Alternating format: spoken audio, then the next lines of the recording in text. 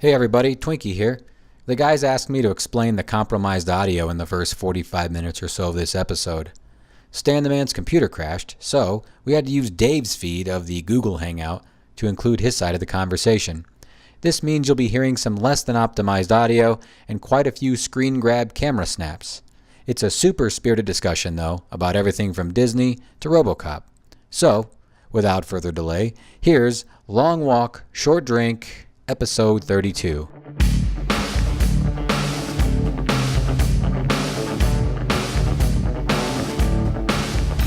I mean, there's nothing like, just really getting together with a guy late at night on a bus. Yeah. Singing some Little Mermaid. Absolutely. Singing Little Mermaid. Yeah. It's great. It's great. I'm going to give my secrets to being an amazing wingman. All right. Val Kilmer, listen. This is how you be a wingman. I'm going to start an internet feud with Val Kilmer. That's going to happen. I'm going to pass out. Hang on.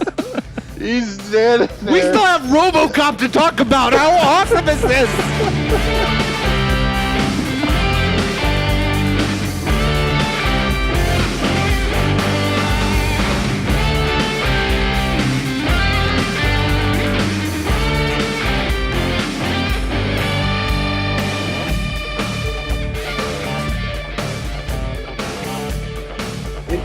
It's just technology letting us know that we're not always in charge. Oh, there he is! Hey! Hey! Oh, look at that. It says Stan the Man on there. Oh, my gosh. Look at your beautiful face. Look at this. Battle of the Beards. You guys both got a lot going on there. Usually that's the first thing we say to each other is like how beautiful each other's beards are. Well, I lose. I mean, it's not even a competition. Oh, come on. No. Your beard is fantastic. No, dude. When I look at your beard, all I see is sex. I mean, that's what I look at. That is what I see. That's a teaser at the beginning. That's definitely. I mean, it's so beautiful. Yeah, I made the mistake. By the way, Dave, hi, nice to meet you. Hi, nice to meet you, sir. Yeah. Thanks Stan for the joining Man. us. Yeah. It's great. I've heard lots about you. And you've said such nice things about the show. I'm so glad to make your virtual acquaintance here. Absolutely. All right, back to the beard mans. Let's go back to the beard mans. So the beard. So I made the mistake of. So mine was probably about another inch or maybe inch and a half longer. And I made the mistake of trimming it not too long ago, and there might have been tears. I can't confirm if there were not, but I finally broke down. It was getting a little Nick Nolte-ish on the sides. Yeah. And everybody knows the Nick Nolte picture image that I'm talking about. The one in the Hawaiian shirt that's like not buttoned correctly and like his hair. It was a little Nick Nolte-ish. Like I was worried somebody would try to give me soup and a cot if I was just wandering down the street with it. So I had to trim a little bit on the side, just all the squirrely ones. Like I just took the clippers out just enough to get all the squirrely hairs, and I hated doing it, but one of the things we're going to try to do at Disney is get into the like traditional barber shop that they have on Main Street there, and just do a beard sculpting, like just shape it up and make it all look nice and pretty. So that's fantastic. I tried to schedule an appointment, but it like fills up so fast. So we're going to try to walk on my birthday and see if we can use a little birthday guilt to get it. Yeah, there you go. Hey, I use that to get sex. Hey, yeah, that's I mean, you use it for what you can. Exactly. Before he gets on, I better say, I mean, I even use it on wife before. Oh, hey! I mean, Double D. What's up? Hello, gentlemen. There's a beep already. Already the beginning. Luckily we haven't gone live. So, wow, the gang is all here. Let's do this. We're here. Yeah. Nice. All right. So I'm about to go live. So stick to nicknames, and then look who's talking. I know. I almost did it again. We were already talking, and I was like, oh, damn. And it's like I call you Double D in real life. I don't call you by your actual name in real life. Right. So it's not a nickname for me. It is your name for me. I know. That's what made it so much better. And I'm just like, and I dropped it like 4 times. I dropped your real name. What the hell is going on? All right, so going live. Hey, welcome to episode 32. Yeah, 32. Right? 32. I can't wait for 37. There's going to be so many great jokes for 37. Man, if you're a Clerks, I almost did it right there. Did you hear it? Did you hear that? Double D. You have to watch Clerks before episode 37 so you get all those jokes. All right. The great line in there with the number 37. So this is episode 32, though. Let's not get ahead of ourselves. Joining us in this episode, for those of you following along on this incredible journey that we started over a year ago, this episode is the episode we're recording days before Team Palmer, that's me and Ash, go on our week-long Disney vacation. So decided to have on with us Double D. Hello, Double D. And Stan the Man, who we have referenced before on the show, but this is his first time. Welcome, Stan the Man. Yeah, thank you. Be gentle. Yeah. Oh, no, we will. Oh, we always will. Yeah. So it's great to have Stan the Man finally on the episode. Again, this is like multiple cabins all coming together. So Stan the Man and Double D and I, they're part of my like new cabin, my most latest cabin, which was a group of people. We all worked together. Yeah. And we were one of 4. At one point it was 4 dudes, right? 4 dudes. We were 3 of the 4 dudes in our entire division of where we worked. Yeah. Which was out of what? Probably like 60 people. No, it had to be more than that, don't you think, Double D? Oh, I would certainly agree. Yeah, it was. Man. Yeah, I think so. And so, I mean, that worked out. Yeah. Oh, that definitely worked out. Yeah. Oh shit! I didn't know we were going to go down there, but I guess if we're going to go down that road, I guess we can. But you know, so we had some great times, of course, doing what we did. But some of the best things we did together during that time was throw the epic room parties. Oh man, we threw some outrageous. So, not to give too much away. We can't give too much away. Yeah. So let's just say the way that our jobs were, we got together, we only actually were physically in the same space with each other maybe 3 to 5 times a year. Right. Correct. And during those times, they would always give us hotel, like it would be multiple days. So we would be staying as a collective group at the hotels that we were also using for our work get-togethers. I'm being extremely careful, and if I tread too far, please stop me. All right. So one of those things, you got preferential rooms, meaning rooms that were in the same locations as opposed to rooms that were in hotels 15 minutes away, if you were willing to have a roommate. Right. And so being 3 of the 4 dudes, it was really easy for us to like gravitate towards each other to get those good, like Stan the Man did not qualify for a room, but I could put him down as a roommate and they would give me the preferential room. And that was just if it so happened to work out that Double D and I weren't rooming together. So there was one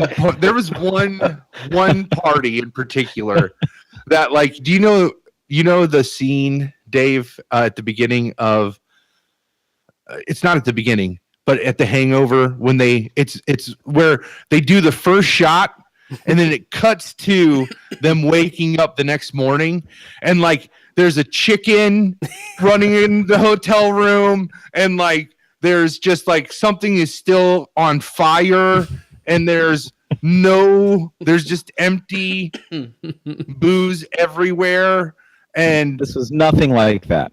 The way I describe it as every flat surface in the room had an empty beer can on it. Every flat surface. Like, it was so. There was just this. Do you remember the smell? I can still. Oh God, that smell was atrocious in that room. It was like, you know, when they opened up King Tut's tomb for the first time or something. Like, you know, the 1,000-year stench.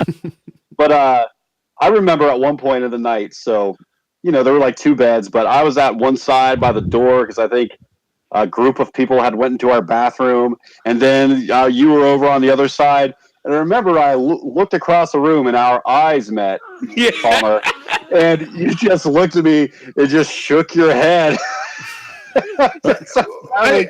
Also, though, here's the thing. The 3 of us put together, 2 things are bound to happen. It's literally yin and yang. All of the awesome and all the horror happens simultaneously. Yes. When you got the 3 of us together, everybody would gravitate towards us. And that meant the good with the bad. And sometimes that was like oil and vinegar, and it just would gravitate like, oh my gosh, it was so crazy. Just like so many fun times. One of those fun times, which first, let's again, welcome to episode 32 of Long Walk Short Drink. I am Palmer, broadcasting and recording from Dayton, Ohio. I'm Dave, talking to you from Northfield, Minnesota. Double This D, where awkward are you at? silence is presented by Stan the Man and Double D, trying to figure out who's next. Double D from north of Mansfield, Ohio. Awesome. Yeah. Stan the Man, where are you at? Stan the Man coming to you from beautiful Canfield, Ohio. Awesome. Welcome to episode 32. What's everybody drinking? I got an award winner right here. I only drink Excellent. award winners. I got a Hey, fine no, that's Pilsner. Listen, you know what? Standards are standards for a reason, right? Oh yeah, Like- I tried a bunch of blindfold tests of light beers one time. Yeah. And I chose Miller Lite Yeah. as you know, blindfold tested. It's delicious. Double D, I saw the neon green. What are you drinking? I'm going with the new standard. This is a little Not Your Father's citrus ale, which Delicious. is just delicious. Oh, it's delicious. Nice. Stan, what do you got? I have a Rheingeist. Oh, Rheingeist. yeah, that's a Cincy beer. Yeah, man. Franz. Bronze. Yeah, it says Awesome. their Oktoberfest, and it is amazing. All right. Well, you want to crack one of these open with us? Yeah. On 3. 3. Awesome. Sorry, guys. I didn't get the memo, and I started drinking mine before the crack. That's okay. Not a problem. I usually open a second one, and then I try to drink them both at the same time. That was a great moment recently. Yeah. I'm going for the pounders tonight, so let's. Oh, boy. We have 6 pounds of PBR to get us through this conversation. All right. Yeah. And what all are we going to be talking about? So Disney is. This conversation is going to go all over the place. So the 2 main goals were this originated with Disney. And the reason I wanted to have Double D and Stan the Man on it was because the first time I went to Disney, and the only time I've ever been to Disney, Yes. happened to be on one of those work adventures Yep. with Stan the Man and Double D, which, let me tell you, I confided into Double D that this is really all this is a vehicle to finally give a reason to tweet out the Splash Mountain photo. Yes. So that's really what this part is going to be, and then to get Double D to hurry his sweet fine ass on to the episode 30, we told him if he got on in the next 10 minutes, we would finally do the Robocop episode, which is one that Double D has been chomping at the bit for. So the way this is going to work, guys, we're just going to have a conversation like we always do. It's probably going to be all over the place, and it's probably going to just cover a bunch of shit. The 2 main topics, though, are Disney and Robocop. So I don't understand when you said like all over the place. Not We're not doing clear, concise stories. No. Yeah, this is short walk, long drink, right? Yes. Yeah. Oh shit. Yeah. I want to hear a little bit more. So I we won't have time to do origin episodes for both of you, and Double D made his first appearance on number 30, but it sounds like you all know each other through this place, which you started to tell me about. Can you move kind of through that and give us a little bit more information about, you know, our new cast members, as it were, and then parlay that into the Disney? Yeah. We just have to be careful is all it is. Like plausible deniability. Sure. Yeah. So, well, you guys talked about how you spent time together through the job. So what are some of the things over which you bonded? Oh man. I think I would just say probably our penises. The fact that we were men in this female-dominant society. Not just touching them. Well, right. Well, that we had them. Yeah. I mean, we did sword fight the first time we met each other, but who doesn't do that? That's standard protocol. Right. Des Moines is going to be epic. Epic. I think, and it's funny because we were all on sort of like we were under the same umbrella, but on different sections.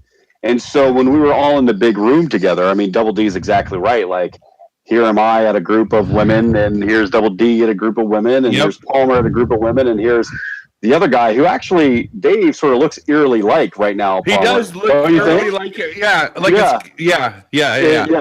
So anyway, so we're all across the room, and we all just kind of look at each other, and like, you know, there's like a nod, like, what's up? You know? And that's so true. That's almost exactly how it, like, you have to remember that, like, the field was, I mean, everybody knows I was a teacher, so it, like, the field is just saturated with women. It just is. And so it was, I mean, we're easily outnumbered like 15-1 women. And if you don't count upper administration. And so it just, you would just get away, like, and all you would hear about is fucking kids. My kid did this and my kid did that. And whoa, we're doing this for my kid. And you're just like, oh, I don't even like football, but I hear you're a football ref. Let's talk about that. You know, like, it was just, I remember the first time because I went no roommate the first time that we all got together and was in the like BFE hotel. And I'm like, this sucks. So the next time it was happening, I remember calling Double D and being like, listen, you're a dude and I'm a dude. This is the only way we're going to get the good room. So we're going to be roommates. All right. Like, yes, we weren't even that well acquainted. I was like, listen, I snore, but just like, this is the only way we get the good room. I'm tired of driving across town. Well, and you know, as that relationship progressed, Dave, and it became the standard that we all would, you know, share a room or get rooms together, or there were even times when Double D and Palmer had a room and I wasn't planning on staying, but then, you know, end up having to stay in there. That's what originated the you don't talk about Fight Club. Right. Exactly. That's it. Right. So you do not talk about Fight Club. That's right. So Palmer, how many times was it? 3 or 4 times where so we had our get together on like a Thursday or Friday. It was the weekend goes by, and on Monday my office phone would ring. It would be Palmer on the other line, and it would go something like this: Hey dude, did you hear anything? And I'd be like, No, I didn't. No, I haven't heard anything. Have you heard anything? Right. No. Did what's her name say anything? No, I haven't heard a peep. I think if you haven't heard anything and I haven't heard anything, I think we're going to be okay. And then we would say, man, listen. Next time. We're professionals. Next time, let's make sure we don't do this. Yep. Okay? Yeah. We're gonna be good, right? Oh, okay. It was such an addict cycle, like an addict's cycle. Like, we're just like, no, we can't do this next time. And the next time was like, bring on the hookers and go. Disclaimer, there were no hookers or coke ever in any of the shenanigans that ever happened. Please don't take that out of context. But I know it's really easy to take that one out of context, but there was never hookers or coke ever. It's gonna be my ringtone for when you call. Like, bring it on the hookers and coke. I want that for a ringtone. I want that to be my ringtone. Oh man. Man, that could lead us right into Robocop, but we'll continue with the origin. Yeah, what I was going to say on the other end of that, Dave, is that, yeah, we partied hard, man. We did, but we were really good at what we did. Yeah. I mean, all of us, really good at what we did. And, like, that's actually what sort of led us into Disney, right? Yep. Correct. Absolutely. Well, so we were end of story. Yeah. Yeah. So next week. Exactly. We're gonna break it in two. Yeah. So 15 minutes. Yeah. So we did a lot of what brought us together was professional development, and so we ran a lot. We were I think part of it that played into it was the sheer proportions of women to men. I felt like all men gave some kind of professional development at some point in time that worked for like all male teachers, just because they just stuck out like a sore thumb, and that made them easier. Like it made their reviews stick out more. It made what they were doing different stick out more, which then led just to them getting more exposure, I feel like. And that was just because of that 15-to-1 numbers, you know? But we were really good at those presentations, like super good. And so we always got asked not only to do new, but also to continue ones that we had done in the past presentations. And that led to us getting asked to go to a national, it was Double D, right. And it was Double D and his beautiful bride that got asked to present at a national conference, and we, on their coattails, also got invited to the national conference to go present. Not to present, to just like attend the conference. Right. So there was, in addition to presenting, it was something where they said, all right, well, let's go ahead and send several. So there was a proposal to the people who presented, and they said, kind of narrow the field, which it was super easy to narrow this field. We've never seen Shawshank Redemption, but if he would know the reference about how, Red paid to have all the boys that they knew were retarring the roof. That was yes. That's never seen Shawshank Redemption? No, I know it's crazy. It's fucking crazy, right? Dave's never seen it. Dave. I know. He had never seen a lot of trouble. He had never seen RoboCop. I had before not this show. Well, hey, so not to get us off track on the Disney, Palmer, but my bride texted me and said, "Are you going to tell the story of when you, and Palmer shared a bed, and 9 months later we had a baby?" Oh my! Yeah, I'm like, listen, I am built like a fertility totem. All right. Yeah. I got all the parts that a fertility totem would have. It's not surprising that it worked. Right. So, yeah. Wow. Yeah. That's another, like, literally, it's just every story of those get-togethers is just like so crazy. There's something crazy happen. Like, yeah, like that night sharing that bed. I remember walking into it was one of those things where I didn't have a room the night before. I had a room the night of, but you had to live so far away to get one the night before. And Stan the Man is like, "Oh, hey, we're going to have one the night before. So just come up and you can stay in our room."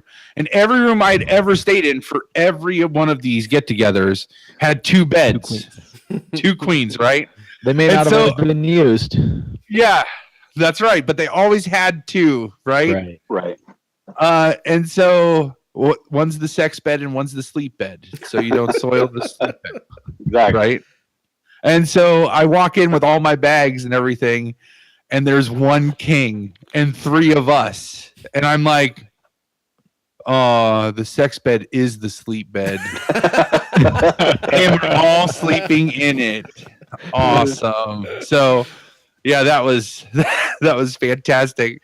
Stan the Man, like, I'm on one side and his wife is on the other side, and then he like climbs in over the covers and then like scooches down in between the two of us. Stan the Man is gigantic, by the way. Like, he is a giant. Like, all the belly I have, he's like beanpole tall, skinny, right? And so he like wedges down in between the bed and then like puts his giant like Slender Man arms out around both of us, and it's just like, well, this is cozy. And then he's like, we're all sitting there, and he's like, oh, it's pretty hot in here, and I feel the bed like wiggling, you know, and all of a sudden, like I feel like, and like see these shorts, these athletic shorts go flying across the room and like land across the room, and I'm like, please fall asleep, please fall asleep, please fall asleep, please fall asleep. Like, oh man. Yeah, it was outrageous. Listen, I mean, you know, Mrs. Stan the Man and I are known for our, you know, sexual prowess. I mean, that's what brought us together, right? My goodness. You know, I mean, we weren't going to let something like, you know, another person in our bed stop us from another person that's literally like two people. There was like two other people that you were spooning. Yeah. Right. Yeah. Oh my gosh, so outrageous. Eat on one end, fork on the other. Right. Oh man. Yeah. So Hot. back to hot, like super hot. Yeah. So back to The whole time I maintained eye contact with Palmer. it was special. I will admit, it was special. Wait a second. Did you guys do it when he was in the bed, or you guys are just telling the story here? I gotta know. We're not going to tell, Dave. We're not going to tell definitive one way or another. Did he come or what? Jesus Christ, man. There's some things you don't talk about in public. All right, I just thought I might be able to get it out of you. So To my knowledge. these things are always like a Thursday to Sunday type getaway. No, not even that long. No, they just like Thursday and Friday. and they got a little bit smarter over time too, and they're like, "Hey, this is happening on Tuesday, right?" But I mean, we didn't give a shit. I mean, we got there and worked on Tuesday, and then that night it was like, you know, it's like Macaulay Culkin in Home Alone when he finds out, you know, I made my family disappear. You know, like, yep, just like that. As fast, and it was like as fast as we could wreak havoc that we did. Right. Like, if flashing forward, so if we could move on to the national conference. yes. We go to this national conference, right? That's in, I'm not going to say the conference, but it's in a Disney resort. And I'm like, I'm going to Disney. Yeah. I can remember, like, when we go to this conference, it was like the last session would happen. And it was literally, because we were forced to all wear the same shirts. Didn't we have to wear matching shirts there? So, like, we would sprint as fast as we could from the conference to our rooms, change into our park clothes, sprint down to the shuttle to take us to the park so we could get as much park time as we possibly could while we were there.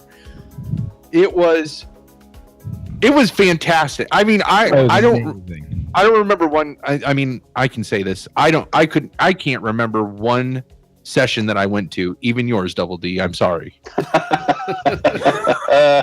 I remember Double D's just So because, I pull all the strings. You see how that works? They're there because of me, and no, just nothing. Thank you. It was just, listen, when I was in those sessions, all I could think was Disney is right there. Magic is right there. Right there, yeah. I came back and I said to Ash, because it was the year we started dating, and I said to her, I was like, it is one of the true places on earth where magic exists, like real magic exists. Undoubtedly. And I was like a sucker from that one trip. It's awesome. Yeah, It was awesome. I'm a massive Disney fan, and it was a dream come true to go to Disney with all of my best buddies from work.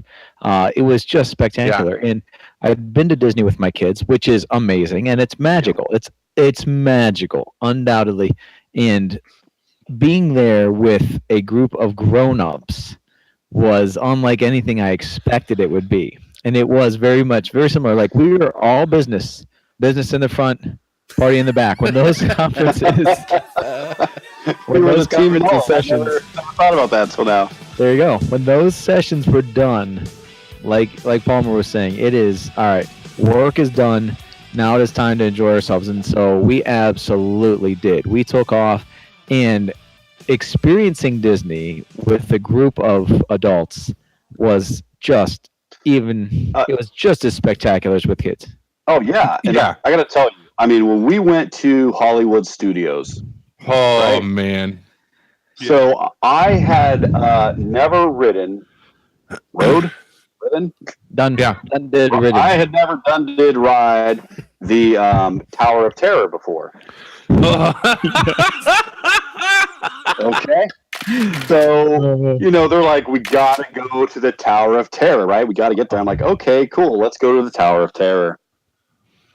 So, I mean, Palmer, you're going to have to tell this story. You're going to be better at telling it than I am. Well, let me interject. Please. Tower of Terror is my all-time favorite. Like, it is my all-time favorite ride.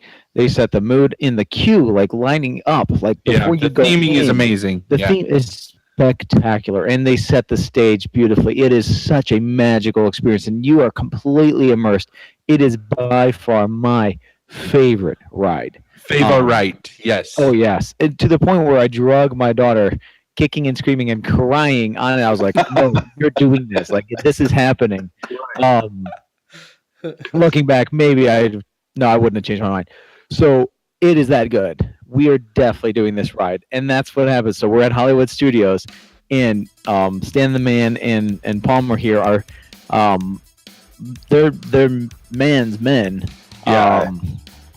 Definitely, but with the Tower of Terror, there was Well, okay, so I try really hard to be a man's man. I mean, I cry at commercials. I'll admit that. I'm in touch with my emotions, I like to say. But I do like to have this, I do like to try to maintain a modicum of masculinity, right? And so, Right. Especially when there's other dudes that are fearless about something, if they're just yeah, I ride Tower of Terror, who gives a shit? And that's how Double D, Double D's pure attitude. And it wasn't even just that, it was I can't believe you're not going to ride this. right. You're here. When are you going to be here again? Right. And you're not going to ride this? So my machismo is already ramped up where I have to, I can't, back down. So I start going for another tactic where I'm like, yeah, but I'm too big. They're not going to let me on that. Because it's, because the last amusement park I had been to up to that point was Kings Island, and I couldn't even ride the bumper cars there.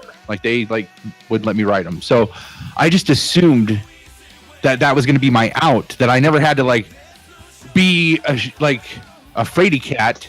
I would just be like, oh yeah, they won't let me ride it because I'm too big. And Double D was like, okay. And he walks me up to the gate and he's like, hey, can my friend ride this ride? And she's like, I don't see why not. And I'm like, shit. That's all I needed. Oh yeah. So the theming is by far the best. That's why it broke my heart when I heard that they switched this to Guardians of the Galaxy out in California. It's now a Guardians of the Galaxy theme. It's not the Tower of Terror. Oh, that's terrible. The animatronics, though, are really sweet in the theming. The theming is still really awesome. But I'm a huge Twilight Zone fan. I love the Twilight Zone. And that's what the theming is. And it's corny and cheesy, but it's just so fantastic. And one of the most not the most though. We have a picture of the most. Stan the Man, do you have that picture? Do you have the picture that we snapped of the Tower of Terror? It's on my old phone. Yeah, that needs. Yeah, that's awesome. I do have the which I will put the link in the chat. I do have the Splash Mountain one that we'll do so that we can show now. But so the Tower of Terror one was so freaking great. Like, so have you been on that ride, Dave? I'm not a roller coaster person at all, and I have zero frame of reference. So that's not what picture. It's not like a roller coaster. So the thing about I've never been on any ride. Big... Oh, okay. Sorry. All right. Well, to clarify. So it's just I got thrown off a county fair ride as a preteen. I screamed and yelled until they stopped the whole thing. So that was the last one.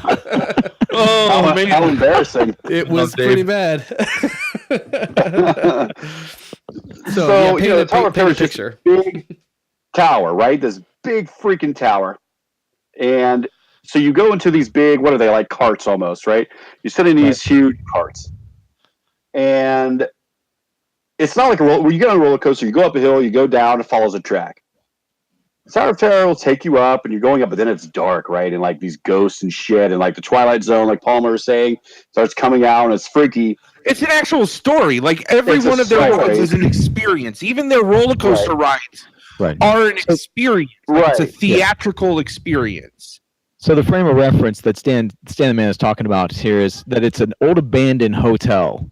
And the theme of it is that it gets struck by lightning when these famous movie stars are there, and they disappear, gone for good, never to be heard from again, as they're in the elevator. So you load the ride into an elevator car, like an old elevator car shaft, and that's when the magic happens. Stan the Man. Yeah, and so when you're riding in it, like it's pitch black, and so you're riding along, you're seeing these ghosts, and all of a sudden you just drop, right? Yeah, but like the elevator, at first the elevator, the whole time's going up and down, right? And then like a traditional elevator, it fits all of your schema for elevators. It's moving just up and down, and then you know you're in for it because then the elevator, like Charlie's glass elevator, moves forward, and you're like. Yeah. Elevators don't move in this direction. Right. Yes. Right. So I got to tell you. Then it goes to where all of a sudden out of nowhere you just drop. You drop and you're going sideways and you're going up. Most of it is a blur of terror and like hilarity for me because first of all, I'm sitting by Palmer. I look over the whole time. He's like, ah! Genuine tear. Genuine tear. Okay, but the best part is finally, you don't know where you are. You don't know where you are, and you're going along. All of a sudden, you sort of stop for a minute, and then this door opens, and like light comes in. And you're like, what the hell? And then you realize you're at the top of the fucking building, and they start tipping you over. Yeah. Like, so you're looking at the ground. You're looking out over the park. Yeah. And like at that point, I was just like, ah! You know? And Tower of Terror, like you can see Tower of Terror from other Disney properties. It's on it's on the highest hill of Hollywood Studios. So it's like when that door opens up and you're looking out over the park, like you are looking out over the Disney properties, not just the park. Yeah, and so they tip you like you're going to fall out, and then you're screaming. Then they pull you back in, and you fall down back to the dark. I mean, it's a phenomenal ride. But the picture we have on that is someone's banging on the window. Speaking of Tower of Terror. Oh, it's my son. That was freaky. Oh! I was like, oh shit, they found me. Wear pants? That's awesome. I wouldn't wear pants. Oh, is he? Oh yeah, he looks like a little Greek statue up there. Yeah. Sorry. That's awesome. Yeah. There he is, just naked. Wow. Yep. Anyway. So no, he's got a shirt on. If it's just a shirt and no pants, that's it is awesome. It's his shirt and no pants. We came up for his nap today, and he's got this thing now where, so he's like 2.5. So we're trying to start the potty train, but not like real intense, you know. Yeah. And he's got a thing now where he doesn't want to go to the potty, but when he pees in his diaper, he likes to take it off. Well, we go up for the nap today to wake him up, and he's laying there, He's got his blanket over his face and his like torso, but his whole bottom half is sticking out and it's butt naked. And he's sitting there spread eagle, just like, oh man. Oh, must be nice. That's all. But anyway, That's confidence. Yeah. That's what that is. But the picture. Tell us about the picture, Paul. So all right. So both of these pictures that we're referencing, there's one I have access to right now that I'll share the link when we get to that story, because that's another really good story. And then there's this picture from Tower of Terror. So both of these capture it's documentation of genuine terror in my face. Like I can tell it's not just looking at it, but I can confirm in both of these pictures, the look on my face is 100% genuine terror. Like to the point that somebody years after, I would always say that, like, that's genuine terror on my face. And finally, like after years of me saying that, somebody was like, are you being serious? Like, are you serious when you say that? Like that you're not making that, just making that face? I'm like, no, I am legit scared for my life right there. Like, afraid I'm going to die. Yeah. And, so that's the picture. I know I'm holding like the sides of the thing, afraid I'm going to fall out of this like car, and my jaw is like extended, screaming. Everybody is laughing in the cart. That's the thing. Like, because not only am I using my coping mechanism is humor, so I'm nervous about this fucking ride. So I'm just like cracking joke after joke after joke after joke, and then screaming like a 12-year-old girl. Well, which no offense to any 12-year-old girl, 8-year-old girls, yeah. No offense to 8-year-old girls either, but that's what I sound like. And everybody is laughing at me then because of the way that I sound. So the picture is me, genuine terror, and like small children laughing at me. To the point where when we got done, when the ride is over, and it's kind of it's a beautiful ploy, is they stop and then they show you a little like a cut scene, and they're like, more about the story of, like they were never heard from again or whatever. And so you're like, oh, okay, the ride's over. You let your guard down. And then they do one more, like up and down. And when they say like up and down, we're not talking about like, wee. I mean, it is 5 stories. It is in a rocket fast. Like it is like a hydraulic, just a think of like a dragster just tearing off from the go. It is insane. And part like spectacular. So Ash and I, in prepping for Disney, have been watching a ton of videos on YouTube. And one of them was, we watched a ride through of the Tower of Terror. And I highly recommend anybody that's listening, like, don't spoil that ride like that. Like, no, don't do that. I had to do it though, partly for myself and partly for her, so that we would be able to ride them. I know, like I had to still do it. Like I was like, because originally I'm like, I'm not riding that again. I rode it once and checked off the list, and we're done. And Ash is like, I don't need to ride it. And then we happened to stumble across this video, and then we watched it. Here's the thing: the video is in perspective of the car, not in perspective of a rider, and so you feel like, when you're riding this thing, like, and you go into the tower is easily 20 stories tall. But the thing is actually only traveling, when you're falling and rising, like 3 stories in a go.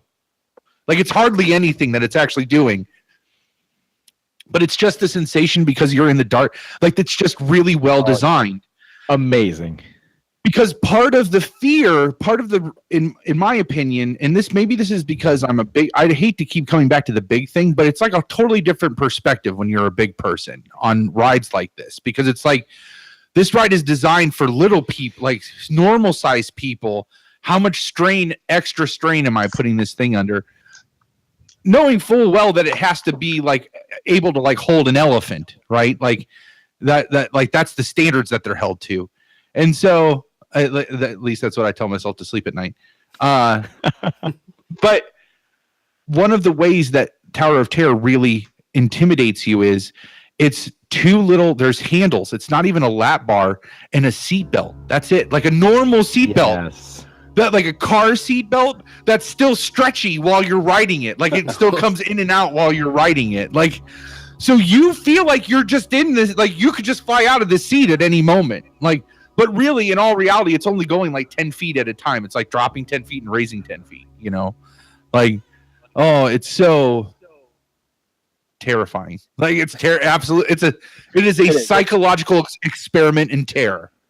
And I think Double D said it too. And I tell everyone this as well. It is my favorite ride I've ever been on. Yes. Bar none. Oh man, it's no. I mean, it's a fantastic ride. I guess if you're going for a sheer like perspective of is it a great experience, it's a ride. Right. Like it is a great ride. Yeah. That's what she said. So my favorite ride obviously is definitely Tower of Terror, but my second favorite, and it's a close second, is the not so much the ride, it was who I went with on the ride. And that would be Splash Mountain Son of a bitch.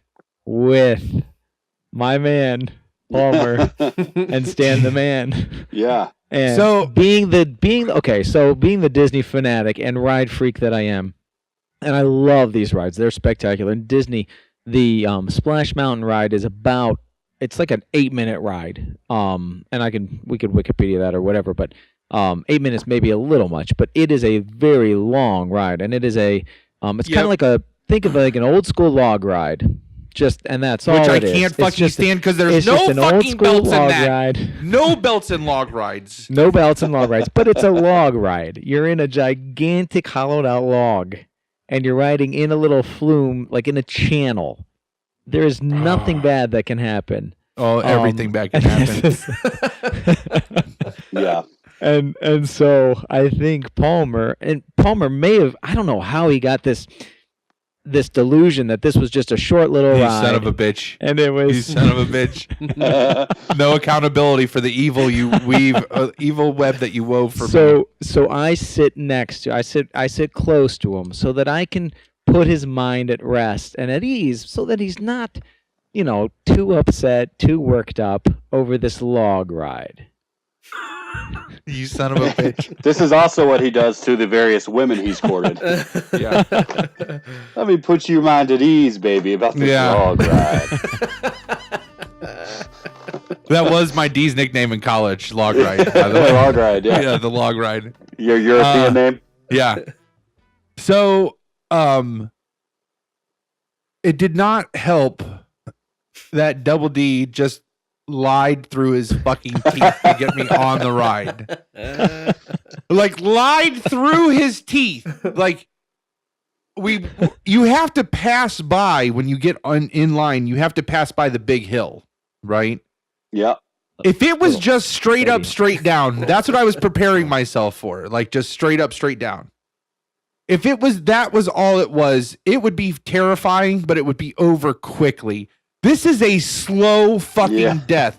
Like imagine if imagine if there was 8 loop-de-loops at the end of It's a Small World. Like it's just this monotonous, there's a couple good just baby hills in there. And every time Double D's like, that was the last one. That was the last one. The next one's going to be the big one. The next one's going to be the big one. So then I'm ramping up. Like, I'm like, okay, the next one's going to be the big one. Then it's like 5 feet, like nothing. I'm like, that wasn't the big one, you son of a bitch. And they're like, no, it's the next one. It's the next one. I'm sorry. And then the whole, because Disney, if you go to Cedar Point or you go to Kings Island or you go to the county fair, when you stand in line for a ride, you're in aluminum corrals, right? Yeah. Like that. That's the extent of your theming.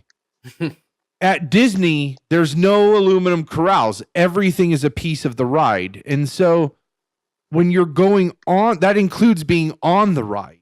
Like if you're on a regular roller coaster at Cedar Point, it's just a track with a car. At Disney, it's like you're going, there's a reason you're on that fast of a vehicle going through this, this experience that they set up. So Splash Mountain is all based on like the Brer Rabbit and Brer Fox stories, and so it's like Song of the South. No, it's not Song of the South. What is it? What Disney property is it? That's the one they want to forget. Right. They yeah, you said that. I went, Yeah. cut it. Yeah.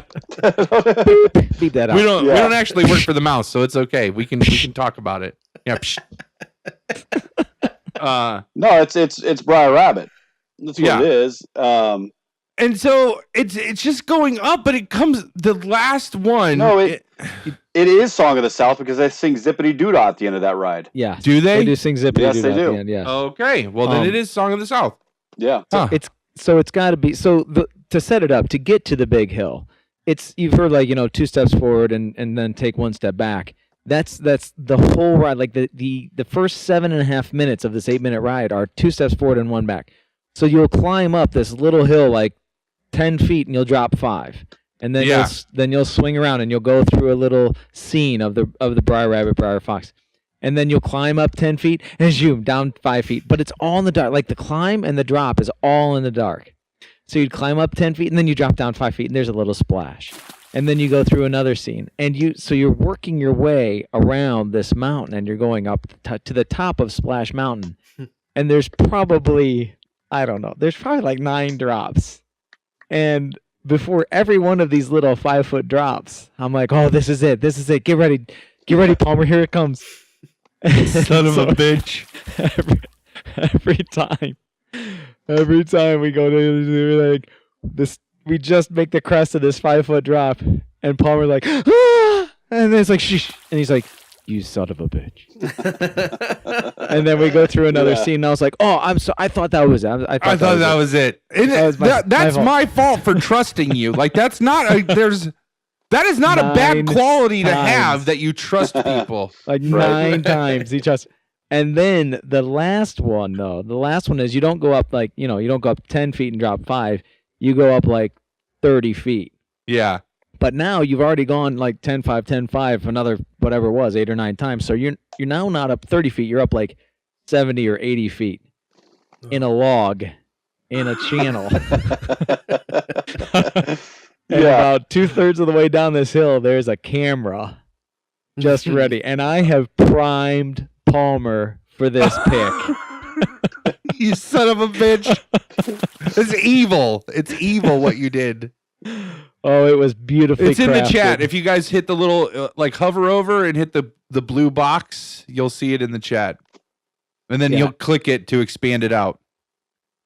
So it is Palmer is absolutely primed for this pick. And his co-partner, who's sitting next to him on this bench with no lap bar, no seatbelt, no nothing, is completely like in Palmer's arm, like buried. She is almost not even able to be seen. Yeah. And she is just as terrified, but she's not letting on like Palmer is with every drop. He is just getting more and more ramped up for this. And I think Stan the Man was in front, if I'm not mistaken. Maybe not. Stan the Man was in front. That's right. Yeah, I wasn't scared. You bullshit, you son of a bitch. I know. I think if you see me, if you remember, I couldn't tell if I was going to try to court this one young lady or not. I was wondering if I was going to get to tell that story because you might be able to. But, wait. Well, let me drop this. Let me drop this picture in here and. You could just click the link. The link is good now. So to give you a little reference when you see this picture. So there's 6 of us in our party. Okay. Now, can someone share their screen so that it could go on the video? On the live thing? Yeah, here, I can do that. Yeah. Oh. Dude, Palmer, you don't even look like you're having fun. No, because I'm not. Are you kidding me? I'm not. Ride. I am literally not having a good time at all. There, I'm talking right now. You can see the Splash Mountain photo. I am not having a good time because you are literally Double D white. Double D literally This is bullshit because he literally worked me up. It was already scary enough, but I've been psychologically tortured for that 8 minutes that ride is. Felt like 3 fucking years. And so then this finally happens, and I'm just like, I mean, look at that is sheer terror on my. Oh, it is. Like I'm not making that up. Oh my gosh. Me, by the way, directly in front of him, not quite so much terror. Not at all. No, you knew exactly what you did, you smug son of a bitch. Yeah. You smug son of a bitch. Double D is casually sipping a water bottle while giving a thumbs up. And now this is in front of Palmer, who is his face has gone ashen white, gray almost, and his mouth is there's no smile whatsoever. It is like it's a realization he's about to die, sort of. Yeah, is what it is. I am expecting to die at the bottom of the hill. I'm like, this is how I'm dying. That's let me tell you, a heart attack would have been the only thing to make that better. And you son of a bitch! So you see that I'm in the front here, and there's a beautiful young lady. Yeah, Stan looks like he's having the smiling. time of his life. That's because he's a good fucking actor. Well, you can see I'm trying to fake it. So, like, she's smiling and screaming, but you'll notice me, my eyes are shut. I'm like, ah! You are very tense. Your forearm is very tense there. And you'll notice I'm more leaning into her than she is leaning into me. Yeah. I wanted to play that off and be like, no, that was just me trying to get close, dog. No. I'd have bought it. You guys you definitely look like you're on the cover of some, poster that's like, live your life. Just look at everybody is like fun, terrified. You are fun. Like that. I love that kid behind Palmer too. His like tongue is off to the side. He's these kids were just like they had been on this like 5 times in a row. This was nothing for them. Are you tweeting this bastards? Out? We'll tweet this out when the episode launches. Yeah. Oh, good, because dear God, it's gold. It is. Yeah, solid straight gold. Yeah, well, it's the same thing with if you could find the Tower of Terror one, like, and throw that on that media drive, that would be awesome. I will. So magic. Oh, it was so magical. So, I mean, but there were so many great stories. Just aside from the like scaring the shit out of me, there was a ton of great stories. Like, there's the time. So the great thing about Disney property is you can get from anywhere on Disney property to anywhere else on Disney property for free. If they have an amazing public transit service that just that goes all over the park. So we decided we wanted to go from one place to another place that required like a bus and then a boat ride and then a bus, essentially. And so like we had to take a bus to one resort and then walk through that resort to get to a dock that took us to a boat that then took us to another place where we would catch a bus, right? And so, and we're just like laughing and having a great time. It sounds really tedious, but I mean, we were all just it was spectacular. Fucking grown-ups in Disney. Like, we're just having a great time. And so, we're walking and like we're coming up to the dock, and there's probably 10 of us all like together in a group. And I'm in the back, of course. And like we're walking up to the dock, and Stanley hears me go, "Oh, Jesus Christ!" and turns just in time to have seen my pants fall around my ankles, like I'm pantsless in Disney. Okay, but hold on, like you. Okay, Palmer's in the back.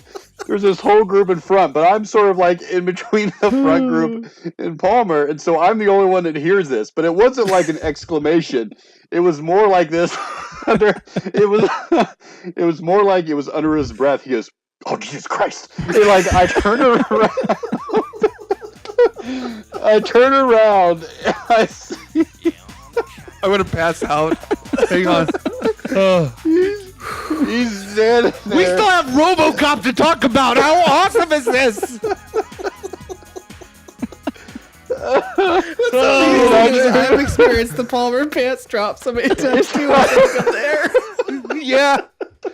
It's so. It's kind of I'm my the only thing. one that hears this, like this. Oh Jesus Christ! Under the breath, and I turn around, and his pants are at his ankles, and he quickly is trying to shimmy them up, right, and they're drop.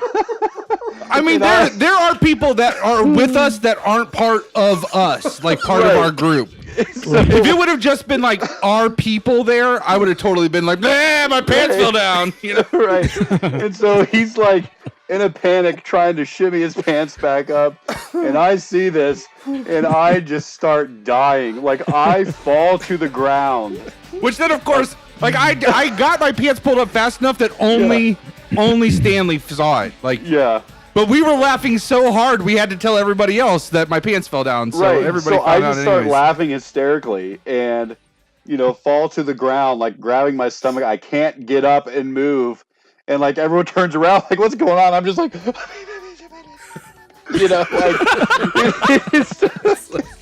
Abbott Costello. Yeah.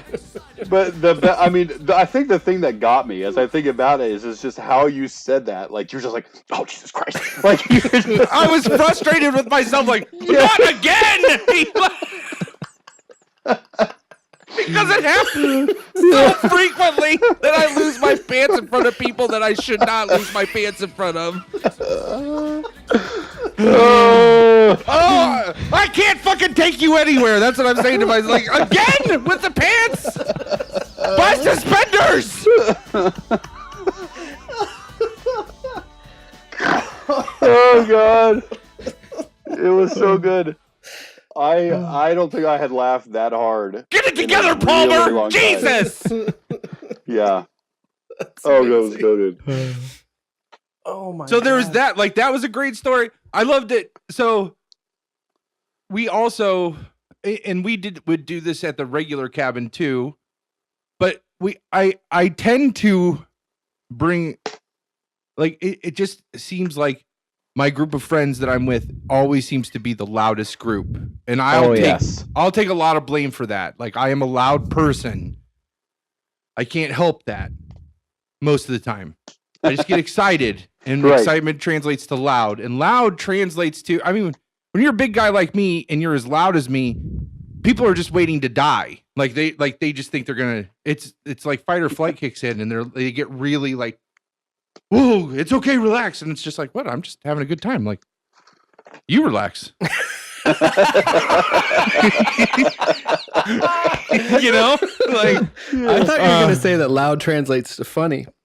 Because for me, a lot of times it does. Like a lot of my favorite stand-ups and stuff are essentially yelling the whole time. And the bride, of course, notoriously said about this podcast, she's like, "Your happy is too loud." And it's like, that's true. If I'm happy, I'm laughing hard and loud, and so I can relate. Yeah, I'm part of these loud crowds. So we're on this bus. It's late. For some reason, we're not getting to the park until like super late. It's dark out. We might have been switching parks at that point. We may have already been one. And it's a small group. It might have been this like Splash Mountain group of people, actually. Oh yeah, I think you're right. And so it's just this small group of us, and we get on this shuttle, and there's us and a family with like 3 kids, and then 2 elderly lesbians. Are all like that's everybody that's on the shuttle, right? I wouldn't label them, but go ahead, Palmer. I am not labeling. I'm just like I'm trying to paint a picture here. Like right now, I bet everybody can picture these 2 awesome ladies that were on the bus for sure. Yes. So we're like going down riding the bus. So another thing that I always seem to like gravitate towards with my friends are musically centered people. With the cabin people, it's like performers, and with like this group of friends, we all sing. Like we all do karaoke really well, and like we'll break out into song, are very musically inclined. So on this shuttle, it turns into this montage of Disney, like 2 men, 2 grown men, Stan the Man and Double D, singing Disney princess theme songs, not just Disney songs, Disney princess theme songs. One right after the other, right? And if I'm not mistaken, Double D, I think we started out by it was look at this stuff. Isn't it neat? Yeah. That's all you can sing. Look at this episode taking down. That's trademark. You can't sing it. Yeah, you can't sing anymore. Yeah. Oh, come on. No, you can't do it. No. This can't sing like it? we can't mess with the House of the Mouse. That's why I say House of the Mouse and everything. I don't even say like in all the like typed stuff. I don't say Disney in any of that stuff. I don't want to. God damn it. I recognize that one. I fucking love The Little Mermaid. That's good shit, man. So this is like montage after montage, like song after song after song of like all these princess songs, right? Oh, I want to make this happen. We need to do this off air. And then like, and of course we know every word, every word to every one of them, right? Right. And so they're like 4 or 5 in, and I'm like, guys, maybe the other people on the I'm just trying to be considerate, right? And I'm like, guys, maybe the other people on the shuttle, because it's like nighttime. Like the family has their kids. Their kids are like ready for bed. Like we're the only ones we're hopping to another park just to get magic hours, like the extra time at the park. And I was like, guys, maybe the other people on the shuttle don't want to hear, because they're like at the top of their lungs singing it loud. Yeah. And so they're like, oh yeah, maybe you're right, because we just do that. That's just what happens. And out of nowhere, face it, like we're big people too, right? You know, and like we just kind of do what we want, I guess, and we don't think about it. Right? And no, total ogre rule. Like that was a thing at the cabin. Like we called it ogre rule. Like, right. Like shotgun did not exist if me, Jackson, or Pumps was riding, because we got ogre rule. I remember that. We don't fit in the back seat. Like we don't have to call shotgun. Right. And so, no, it's totally true. And so I'm like, guys, maybe like the other people on the shuttle don't want to hear it. And so that like we kind of like pipe down a little bit. And then out of nowhere, one of the old lesbians was like, actually, we were really enjoying that. And without missing a beat, they were like, what is this thing? Like right back into the song. Like like we did. It was so awesome. I mean, we probably sang for at least a half hour. Every hour. Absolutely. We were taking requests. We were. We started taking requests. The kids even wanted some requests. Yep, we started doing a little Aladdin. We did a bunch of Aladdin. I distinctly remember doing Under the Sea. Under the so sea. Right? Sorry. Yeah. It was so good. Yeah, that was great. It was a fun time. And then when we got off, what did one of them say? Like, I think you guys all had lovely voices. Oh yeah, she was falling over herself to compliment us. It was awesome. It was great. Well, you guys were singing. I wasn't. It was a good time. It was a good time. What have you seen Moana? Double D, I know you have. Oh yeah, I saw Moana. Yeah. That's a great fucking movie. It was really awesome. Yeah. I think. Dave, have you seen Moana? I haven't seen it yet, but the bride's cousin does backyard cinema, and that's a top contender. Like he gets a projector and they show it out in the back with like bad AV equipment, but it's still fun. Last year was Goonies. Oh yeah, no, and bad AV and 5. Well, and you copies, don't talk shit about Top Gun. Fuck things, no! right? Thank you for saying that. That was yeah. I had some words. And how many library copies? I don't know yet, because actually he hasn't chosen. The contenders are Moana, Karate Kid, and Big.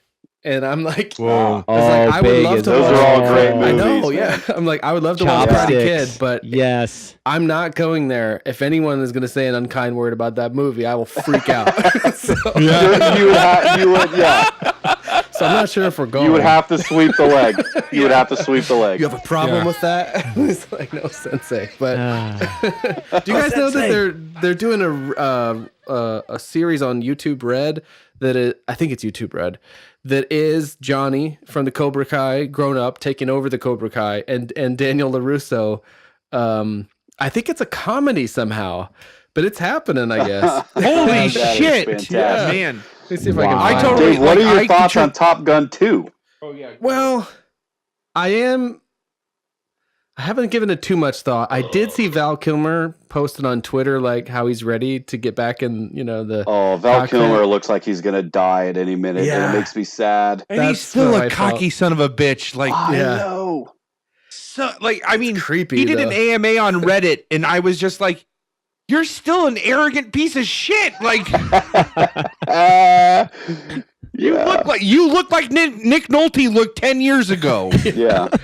He looks and weird, you're still like an arrogant piece of he, shit. like he can suck in his neck or something. There's something weird about Yeah. that guy right now. He had a trach or something. I think. That makes sense. Yeah, I could see that. Yeah. I'm gonna start an internet feud with Val Kilmer. That's gonna happen. Val Kilmer, Palmer's got your ticket. I bet he's gonna engage. I think you're an arrogant piece of shit. Yeah. Yeah. That's not true. Don't I don't mess think with you're a piece of Iceman. shit. Yeah, don't mess with Iceman. Yeah. Listen, Kiss Kiss Bang Bang was amazing. I Oh, thought yeah, he that was is a fantastic great in movie. that. Well, Pure he- Genius, love it. Oh Top my god, Secret, love that's it. the Brian. Hey, Tombstone? May hey, movie is real easy with the genius. references. Tombstone. Tombstone, Oh, yeah. fantastic. Yes. I'm your Huckleberry. Yeah. Oh my god, Hey, I gotta send you let's guys this slow link. down on rattling off these movie sorry, references, yeah. here, boys. Look at this. Look Double at D, this. are you trying to keep track live? That's I'm gonna have impossible. to- yeah, don't make me kill you guys. That's, I'm just gonna throw that in. Oh. Click that link there. Moto's the gonna hate Hollywood me. Reporter. Yeah. Oh yeah, there it is. Look at him facing off. Wow. Oh. It makes me feel incredibly uncomfortable that Ralph Macchio is in his 50s. Like, Oh my Yeah. God. how the hell old am I? Oh. He looks pretty good. I mean, both of them. Old yeah. enough that this is nostalgic for us to watch them fake feud each other. Yeah, I like that. that they're- Yeah. oh man. I Wow, get so easily Dave, I frustrated. am glad that you brought this to my attention because And it is not, you know what's not fake? Is the internet feud that I have with Val Kilmer right now. Am I the only one that thinks Ralph Macchio looks like what Freddie Prinze Jr. or something like that? Oh, I Is can who see is? that. Yeah, absolutely. oh All yeah, right. yeah. You know what's He's, interesting is Wow. on the special edition of Karate Kid like years ago on DVD, they had this guy Zabka, Johnny, and he was talking about like he's like, yeah, I pretty much was that guy, like for real. So it's not a stretch for That's me great. to act that way. Sorry, you guys were talking about there's a Moana. great YouTube. Yes, Moana. Oh, sorry. Yeah. So, Yeah, go ahead. Anybody, go ahead. I want the Karate Kid or well, Moana. I was I'd be just happy. going to say with Moana, because that one's the Disney Animated Studios, right? Correct. So I feel like Disney knew they needed to transition away from traditional animation. They were Yep. not ready. They tried computer animation and failed at it, but Pixar was like boom, boom, boom, boom, hit Right. after hit after Yes. hit. And they kept Pixar long enough to learn their secret.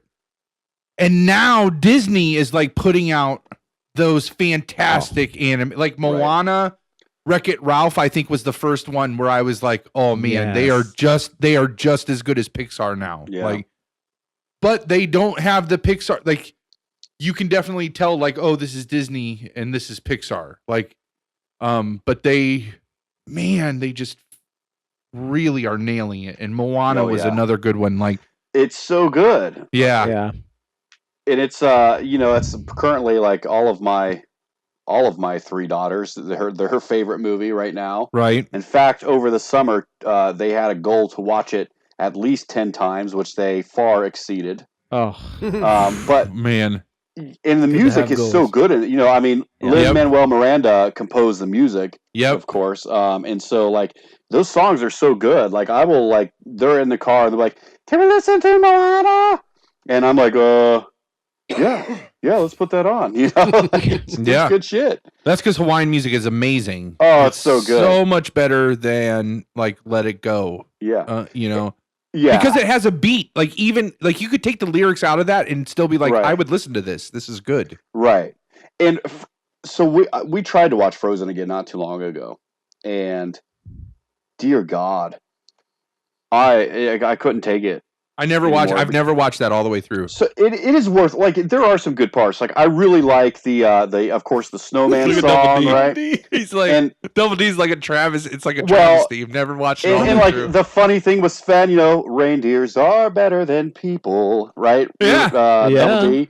And so, I mean, that's a good movie too. But compared to Moana, I feel Moana is a far superior movie. Absolutely. It's so good. And I love that Disney has been going away from the damsel in distress princess. Yep. Right? Frozen, it was about sisterly love and they sort of saved each other. I mean, Moana, now The Rock's character of the demigod is fantastic. Yep. Fan-freaking-tastic, but it is Moana's the hero. I mean, she's the driving force, right? All on her own. And I just think that's it's a pretty cool, because I've heard you guys talk in previous episodes about Palmer, I think you said you think Disney's partly responsible for the sort of sexism that women have had to face, right? Right. Because and that's sort of how it was, right? But as that transitions to later generations, then they have to deal with that old stereotype. I think in the last 10 years they have been spearheading the change. Absolutely. Like that, a change from that damsel in distress, like the right. I used to say, I feel like a lot of the reason, and I'm not trying to gender profile here, but I think there are a fair amount of girls who feel like they need that Prince Charming and that happily ever after, and they don't like. And Disney, it just so happens that Disney was like the most popular at portraying that story. Right. You know what I mean? Right. Like that, everybody tells that story. It's just like Disney is the one that was just like, is just readily available to a whole generation of girls. And then when you actually get in a relationship and realize, oh, this takes work and effort every day.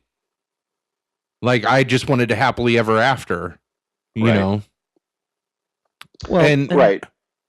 I don't know that we want to get I don't know how far down that road we want to go, because I have daughters, and right. I mean, I want some guy to treat them like a princess at some point. Well, and that's true. Or some girl to treat them as a princess. Like, I mean, right. Either way, it's fine. But I just don't want. I actually hope all of my daughters are lesbian, so they don't have to deal with bullshit men. That's what I hope. And the other thing is too, then you can go halfsies on the wedding. Absolutely. Hey. Yeah, spoken I'm like not two happy dudes for with the a wedding, regardless. Spoken like two dudes with a lot of daughters. True. Yeah. Yeah. So, but like to your point, Sleeping Beauty had she was one of the least screen time princesses. She had like 18 minutes of screen time in the whole film. Really? She had 15, 20 lines of dialogue. She doesn't say anything after like the midway point. Like, and she's the lead. Right. And so, yeah, it's definitely kind of puts you, and it puts them in this kind of a light of, well, I need a man to be successful. Right. And going away from that, and that's kind of been their MO for, the past several years, has been getting away from that idea of, well, I have to have a man to be successful. Shoot, even Ariel, Little Mermaid is something where it's an empowering for women, and it's, if anything, it puts men in a bad light. So, I like the way that it's going, and I'm sure it'll continue, especially with the way that our culture is at this point. But yeah, it's definitely not a bad thing.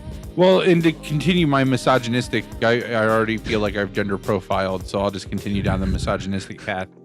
I am starting to work. Like, my one concern though is don't overuse it. Like like don't oversaturate the storytelling now. Like, there should be a balance, and you don't sacrifice the story to fit a social norm. Well, or I an agree, expectation. and you don't want to go the other way, right? Like, boys want to be able to see themselves as heroes in movies too, right? And so I actually think that Moana is a fantastic example of that. Because, I would agree with that. Moana she is a hero of the movie. She is strong-willed, but the Rock's character of Maui is, just as an important of a character, and they do it like together, almost. Yeah, absolutely.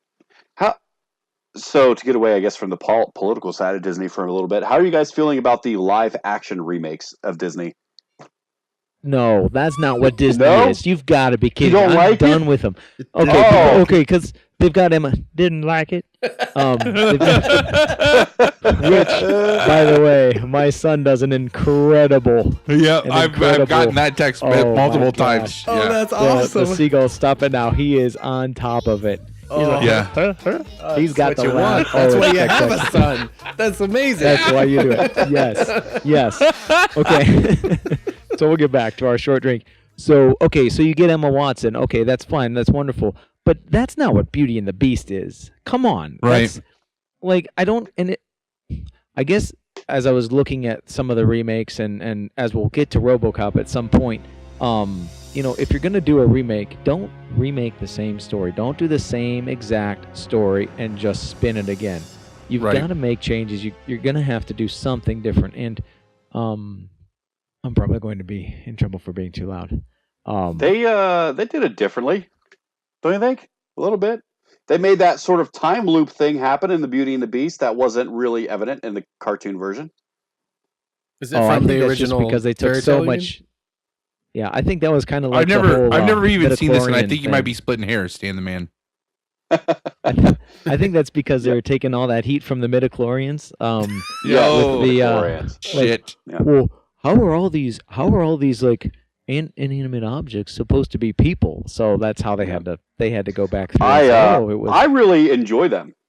I do. Not gonna lie. First of all, how many I are there? will There's never Beauty and the Beast, and then are there others, or that's the first of? The Jungle Book. Oh, Pete's sorry. Dragon. Thank you. Yeah. Okay.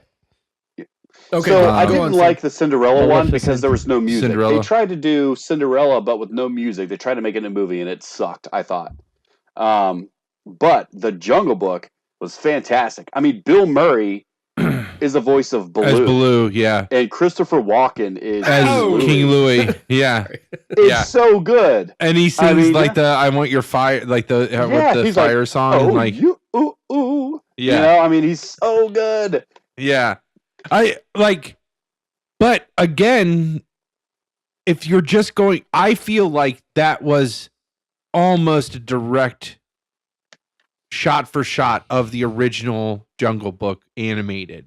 Yeah. If you're gonna do that, this is partly. I'm getting ahead of myself. It's one of the things I wanted to talk about with RoboCop, and how the remake was like they have R. The original RoboCop is R, and then in the remake they shoot it to get PG-13 to hit that demographic that's going to buy tickets, right? Right.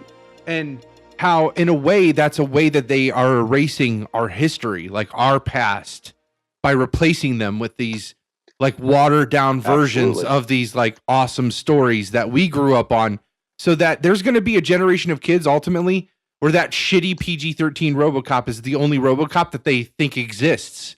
And what a travesty that is. Right. And so my whole thing with this, if you're going to do a shot for shot remake, just keep your original. That's what made you awesome. If you're going to actually improve on the story and actually use that those amazing resources and technology to take this thing that has been animated for the last 75 years, and now we're going to make it live action. Yeah, I mean, but Louis Prima is fantastic in the original. Look at Jungle Double Book, D's of course. going to explode, I think. But okay, here's where I'm going to have a problem though, and agree with you, Double D. Okay, is right now they are filming Aladdin. Okay, Will Smith, who I love, is the genie. There's no fucking way he's going to live up to Robin Williams' genie. Ever. No. Ever. And it's not any fault of Will Smith. Nobody on planet Earth would be able to do it. Will Smith might be fantastic. If this is the first time we had ever seen this movie, But he's not the fucking genie. we might say, Right. wow, what a fucking genius. He was great. You're right. He's not the genie. Robin Williams is the genie. And it's not... He's going to get skewered for it, and it's going to be bad. And I almost feel bad for Will Smith because... Well, that movie already has problems where according to Disney, they can't find an adequate Middle Eastern actor to play Aladdin. They found him. They said that. Ridiculous. They went on record and said that. Can you They believe did? that? Yes. No. Yes. Maybe they could get Matt Damon. Isn't that some shit? Like, there's an entire continent of those of people. You're Right. telling me not one of them. What do you mean, would- those people? Yeah. Minority regime, fascist white regime. Shit. That is one man, man. one Yeah. vote, one man, I- one vote. yeah. Free South Africa. We did do a Trump and Thunder episode one of these days. I remember one time I was Oh, eating man. collard greens. He gets so deep into that. I Dumb love it son right of a before they bitch. stop him. Oh shit! It was so good. What do you mean, you people? What do you mean, you people? I don't want to All right, derail you guys yeah, from what you're so talking let me- about. I let know me get this Double back D's on the chomping train. at the bit. Oh. Just remind me to ask it a question after this. But I got to hear your Okay. rebuttal to this. Okay. All right. Ask a question after this, Dave. Thank you. The problem with my issue with live action is you are Okay. taking something that is magical. You're taking something that is you've got in Cinderella, you've got talking mice, you've got talking bears, Right. you've got talking, lions and snakes in the Jungle Book, and with Beauty and the Beast, you've got inanimate objects that are walking around, and that's magic. That's what animation is for. When you do a live action and you animate a mouse and have it talk in Cinderella, or you animate a clock or a candelabra or something like that in Beauty and the Beast, or you animate, a bear or even walk-in, you're doing something that takes me out of the movie. It's kind of Yeah. like it's like the CGI faces for Dave. It doesn't it's- suspend your disbelief. Yeah, I cannot keep myself in that as magic, as wonderful as it is. It just isn't right. Even Maleficent, which I thought was actually a pretty good movie. Oh, I forgot about that I one. like It the is angle good. that they took, but even with that, like you've got the crow that turns into a human, and and Was that then- Disney? Maleficent? Okay. Yeah. and so That what- was a what you're different doing take, is- though, Double D. You're right. It's a but completely again, different it's- take. You're going, but just animate it. Just animate it. Make it an Yeah. animation, because that's what it is. And when you make it an animation, then you can get into it. Then I can get into it. I can suspend my disbelief about these things. But when you're looking at a real live person, and then you look at a mouse that's drawn lips that move, no, that just takes me out of it. Takes me out of the whole situation. I can be And- honest, like I saw in the trailer for Beauty and the Beast when they show the candelabra guy. Lumiere. Yeah, I'm like, that looks fucking terrible. It looked terrible. Right. Like how, like, Right. but there's something about the animation that just like when it's animated, the way they can get his facial expressions just perfect, and they can get that waxed lip, upper lip, and the brass under lip to always be perfect. Like with all of those drawings, and then you have I don't know, even as even younger, watching those animated ones, I at least felt pretty early on, because Disney was always really good about showing, like, they always had like a little behind the scenes teaser at the beginning on their VHS. And remember watching those animators that would have a frame in every picture, like a drawing in every crease of their hand, and flipping between them just to see how those 4 to 5 images would flow with each other. And then you realize how many of those it takes to make this 2-hour long movie. Right. That's not lost on a young person. It was not lost on me as a young person to be like, that's a feat of, like, to have 60 people that all come together to make this one thing look the same. Like, kids figure that kind of stuff out, and it impressed me as a little kid. So Yeah. I I feel very nervous about the remake of Mary Poppins. oh That's gonna be yeah, coming out. Now, where they might get away with it is it's a sequel, right? It's not Yeah. an actual remake. So my problem with what they said about the Dark Tower movie. so my problem with the female version of Ghostbusters, okay, is that I know you guys have talked about this, but I got to We bring need it up. Shamrock. No, go ahead, please. We need Okay. Shamrock on. It's that they acted like the first one never existed. Yeah. That is a classic fucking movie. You can't do that. Like, if they would have made it a sequel, like they're taking over, I would have been there opening night, right? Yep. Sing it. But because they like acted like it never existed, I was like, I'm not gonna fucking see that. Like, the Ghostbusters was such a big part of my childhood, right? I can't forget that. Okay. So this is like going into Mary Poppins. Like, Mary Poppins, I've probably seen, I don't know, 25 times, maybe more, right? I sing the songs. A spoonful of sugar. Right. Right. You know, I'm like, I need a beautiful day, right as the morning of May, you know, like all the time. And like, right. Mary Poppins, and that's the best, right? And actually, even I almost had a Mary Poppins reference at the beginning of this podcast when you said something like, I don't know, but I almost followed it up with indubitably, you know? Oh, double D. Anyway, like I'm nervous for it, and because Dick Van Dyke is so amazing. I don't know if Lin-Manuel, and he is obviously a genius too. This just comes back to he's gonna be able to be Bert. Why do we need though? No, you don't. And you don't. No, and that's the thing. It comes back to the argument for remakes, reboots, special editions. I mean, this same argument, Double D, this passion that you have is like what I feel for the special editions of Star Wars, which you probably feel the same way about the special editions of Star Wars. It's like, what's wrong with Han being a scoundrel? That's what makes him who he is. That's what makes his like story arc so amazing, right? Like, right. Somebody that like shoots Greedo in cold blood, who at the end then comes back and helps save the entire universe or galaxy. Like he was all for himself, and in 2 hours he became for the galaxy. Like that's a story. That's a character arc, right? So that Han Solo movie is a big flaming pile of horseshit, isn't it? I've heard bad things. There was so many good things though that I wanted to happen. Yeah. But they shit canned the directors, right? Like in the middle of the production. They said they were making it like Ace Ventura. Well, so they said it was like all slapstick comedy. So the original, they brought a writer back from an original Star Wars movie. I think it was the guy that wrote Empire, right? Right. Who wrote this Han Solo movie. Is that true? Can we check that?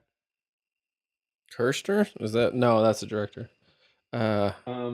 When you mentioned the comedy, it reminds me of the there's this behind the scenes special. I don't know how readily it's available. Maybe it's on YouTube or something, but Mark Hamill narrates it, and there's behind the scenes of Return of the Jedi, and you see a lot of Harrison Ford trying to make things funny.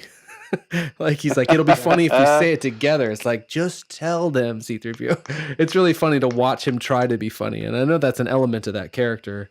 And that was even an element of the character I didn't always love, like in The Force Awakens, like sometimes.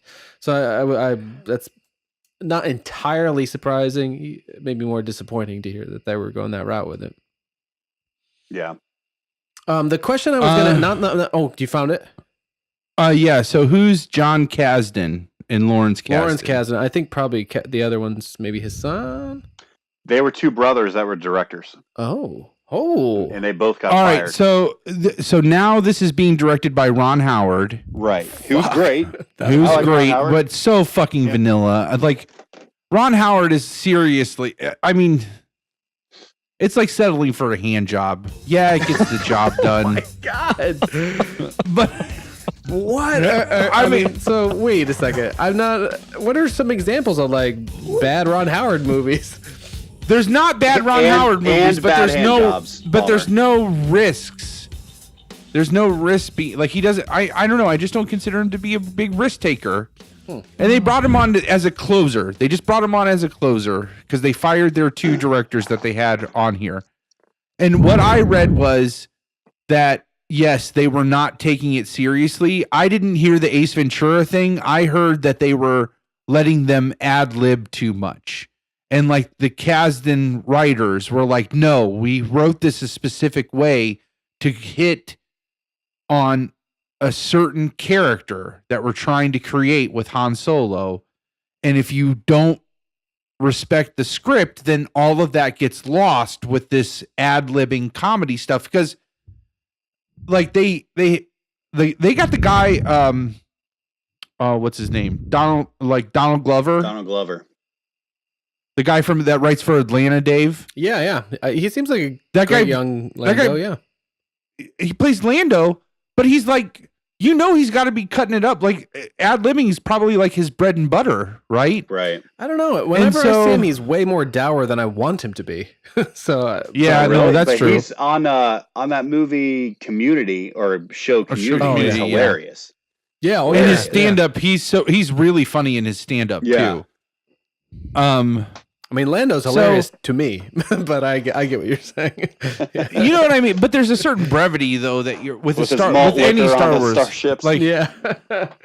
You truly belong here among the clouds. It's like what? yeah. You old smooth. Oh, that's sexy. That was a really good impression. Thank you. I might need you to record that so I can just play it later for my wife. I'd love to try. Yeah. I wanted to ask you guys not to cut off yet another possible fruitful Star Wars debate, but about the Disney stuff. There's a couple last things I need to know. And now Star Wars is Disney, so there you go. Right. So That's fine. not my more sort of pointed personal question, but one more pertinent to the discussion you were having. The remakes now, they're these live action affairs. If they were remakes but animation, how would you guys feel about that? I would be pissed. Yeah. Real pissed. What would be the rationale behind it? And I guess that's the other part of it is if you have the animation, okay, and you're going to remake it, then make it a sequel. Like they don't have any problem making sequels, which Right. Incredibles 2, by the way, is going to be Oh, so spectacular. I cannot wait. fantastic. Yeah. I'm not really Yeah. excited for that. Oh, Oh, I can't man. wait. Oh, it's going to be amazing. Brad Bird back in the saddle he is and like awesome. as Edna Moe, or Mode or whatever her name Mode. is. Mode. Edna I haven't seen The Mode. Incredibles either. Isn't that crazy? I mean, I want to, obviously. But Oh my goodness. I know. That's why I need this That's show. a great Jason Lee character. Double D just left. Yeah. That's justified. That's justified. Listen, Wow. Double D, you cannot get up and walk out of frame on not seeing something. You haven't seen so many things. That's why it's Like, good to so be us. many things. We got so much to look forward to. So many random Yeah. text messages I'll get from you at like the middle of the night. It's just like, so this just happened.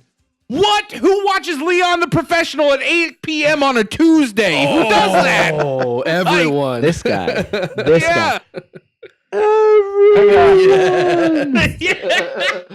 Absolutely. Thank you. Oh my God, that's awesome. See, that's why it's good to be Yeah. us. People are aghast Yes. at certain things, but then you get to enjoy this great stuff that you know is going to be great. I don't know why this just pops in my head, but have you guys seen that movie, The Accountant? No, should we? No, Wow. no. What is that movie? It's good. Affleck as like an It's assassin. or it's something. Ben Affleck. So that's why I was afraid to bring it up. I'm gonna nope out. I'm I'm telling you though. So like And Cups, but it's the Cups Kendrick. Anna Kendrick is in it too. Oh, I can't. Anna No. Kendrick Now is I'm it. out. Yeah. Yeah. I Why? I Why? can't deal with That her. Her is- stupid fucking overbite. yeah. That is my one criticism of the movie is that she's in it. But the good part is she's not in it for that long. But I'm telling you, for as terrible as Affleck is as Batman, you need to see this movie, The Accountant. It's phenomenal. Huh. Oh no! I'm not Anna going to say it's Kendrick is phenomenal. hot. I'm not going to say it's phenomenal. What are you saying? Fuck Anna Kendrick. She's good looking. I don't know. She bugs every me. now and then I think she is. But then every now and then I get a You know what? Skeletor This is vibe. gonna sound terrible. You know what? When I find her really attractive in is 50-50. That movie's about cancer, but I find Oh, I forgot she was even in that. Yeah.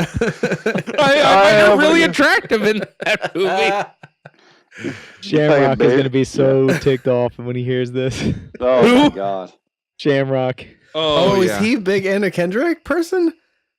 No, women in film. The whole women in film episode. Oh, wait, no, that's Oh, Twinkie, yeah. I think, right? Yeah. That is why I didn't talk about Ron Howard's daughter a minute ago. Oh man, now that I can get behind. Yeah. Let me tell you. Yeah. And I can get in front. Yep. Eiffel Tower, my friend. High five. Oh, Lord. You know what's up. So you're back at the the story that started this whole thing off, right? That's exactly right. Yeah. That's how we became friends, Dave. We were the other side, each side of the Eiffel Tower. Oh, my God. What? No, this is not real. Oh. Not real. Only in Yeah. my dreams. Well, so my other... So Oh, sorry. I had a bigger question Oh, about no, the go Disney ahead. thing that I feel like go ahead. I don't want to let go. It's a larger question, too. So if anyone else has to pee, we might want to do that before I ask it. But... Oh, yeah.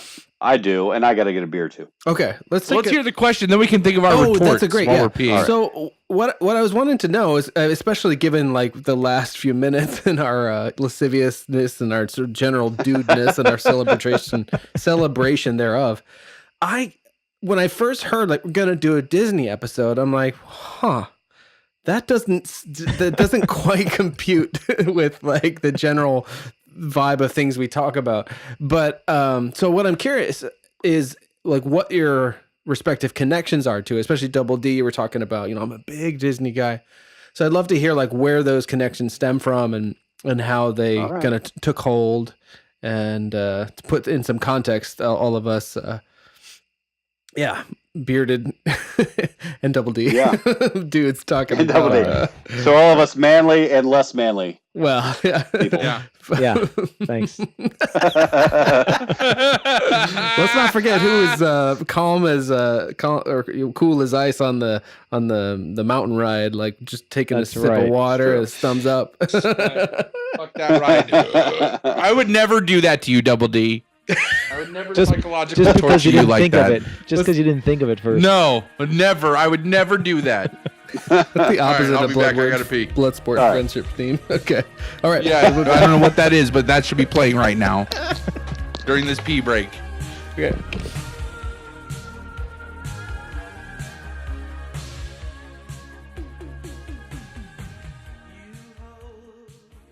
So, all right. So Disney connections. Hit me with them. Yeah, go. All right, so before we get into that too much, there is another Disney story that we need to at least do a quick once around. And it was once around the world to be fair. So after we got off the boat ride, we end up at a magical kingdom called, not the Magical Kingdom. That would have been epic had it been that. But Epcot. So Epcot is all the worlds and all the world's cultures and stuff like that. Well, we get there at a time when they're doing like a eat around the world. The Food and Wine Festival, for those in the know, that's what that's called.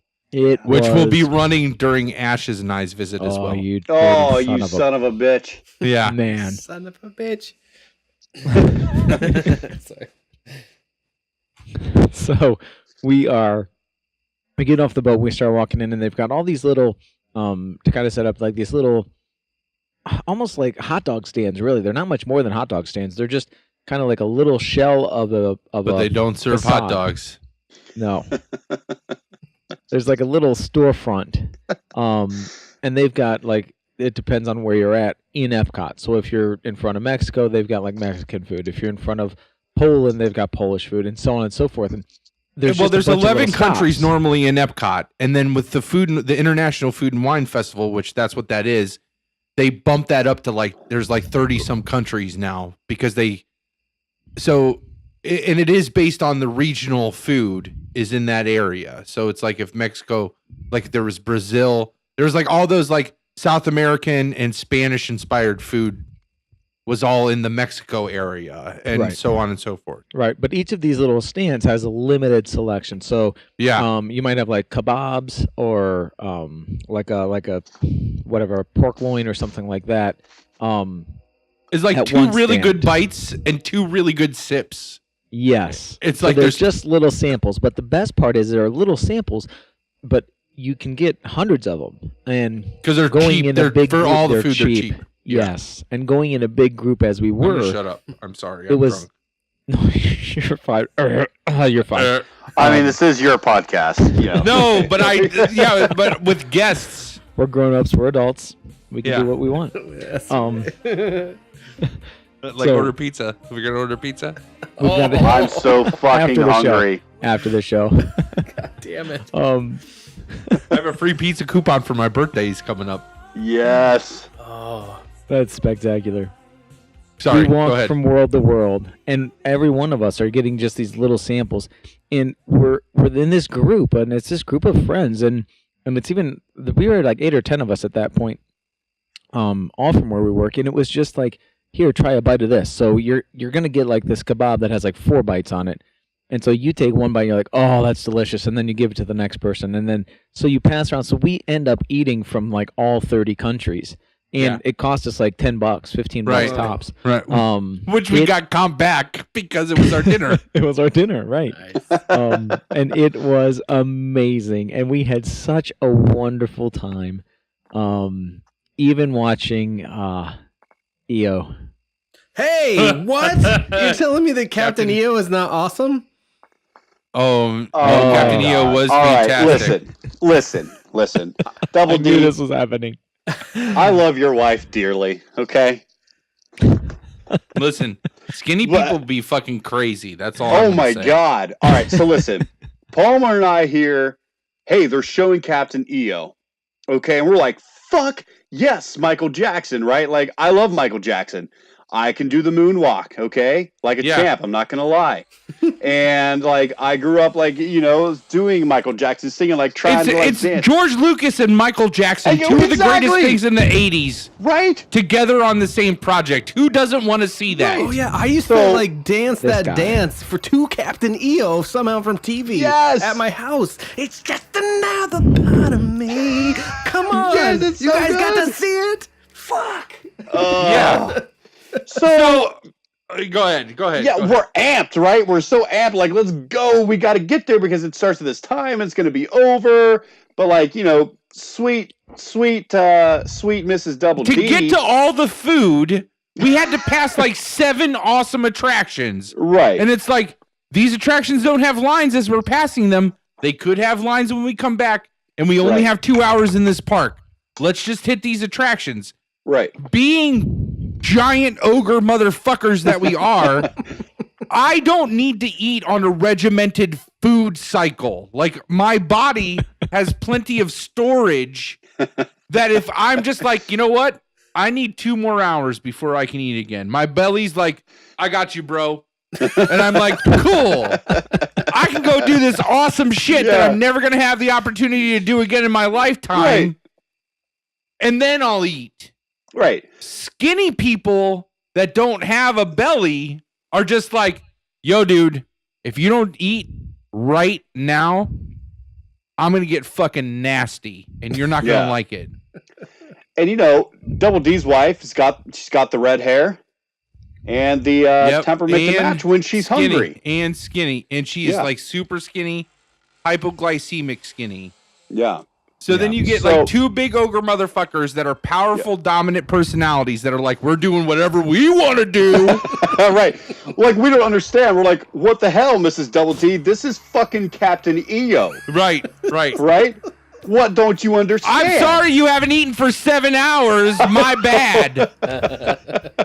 So we, of Michael course, Jackson and George Lucas, what Right. don't you get from that Right. equation? Like, So, in her defense, we did railroad her right into Captain EO and said, hey, I'm sorry you're hungry. We're going to go to Captain EO. Let's go. I just picture her like So- passing out. Oh, yes. oh no, It's it the would have been extended been version. so much more amicable if that's what happened. Yeah, it'd have been a lot easier had she just done that. Oh. Yeah. Well, what happened? I don't even remember now. Oh man, she To this you day. don't remember because we kept her from jumping you. So It was so it like was she had a knife in separate. her hand. She was ready to cut you. Yeah. Yep. I think I was the ringleader on insisting we see Captain EO. It at wasn't that it exact wasn't moment. so much EO. So we got so we get in there We passed like 4 food stalls and we're like, we got a whole fucking ring of food. Let's not eat at the first places we see. Right.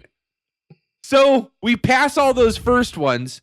Then we get into like Soren is the first thing that we pass. So we get on Soren and we ride Soren, which Soren I think is what sunk us, because when you fly over the orange groves, they spray that orange scent, which triggers your hunger, right? Right. We already, the last time we ate was lunch, and that by this point in time, it's like 4-ish, like maybe going closer to 5-ish. Yeah. So dinner time. It's pushing dinner time, but we're not over dinner time yet. No. So we ride Soren. Awesome. We walk from Soren and we pass Dude Crush's like the thing. So we're like, well, there's no line for this. So let's get in that. So we hop in that and we do that ride. Now by this point in time, it is definitely dinner time. Definitely dinner time. Right. We walk from the Dude Crush ride in Epcot to we pass the Captain EO theater, and they're like, and it says like limited time only. They brought it back for this year and it's going away. And we're like, holy shit. Like, even if we come back, we're not going to get to see this. Like, we need to see Captain EO. That at that point, Mrs. Double D is just like, pump the brakes. Fucking, we pass 4 food places. It's past dinner time. Yes, but let's just go see Captain EO and then we'll get something to eat, right? So we get into Captain EO, and there's no line. That's what helped us sell Captain EO. Unfortunately, when we get in there, they had just started a show, and we had to wait for that whole show to finish before they would let us on. So we were the first. That's why there was no line. They had just let people into the theater. So it was 20 minutes of us waiting at the front of the line to get into the theater, right? And then another 20 minutes of watching 20 minutes ever of our lives. Now, in all fairness, Stan the Man and I at this point are just like, yeah, fucking Captain EO, George Lucas and Michael Jackson, woo! Like, we're just like, this is awesome. Yeah. We have no idea what's going on with Mrs. Double D and Double D. So the rest of the party is physically restraining her from kicking their asses. And I know they're ogres, but I'm telling you, when Mrs. Double D gets hangry, it is not fun. Not fun. Not pleasant.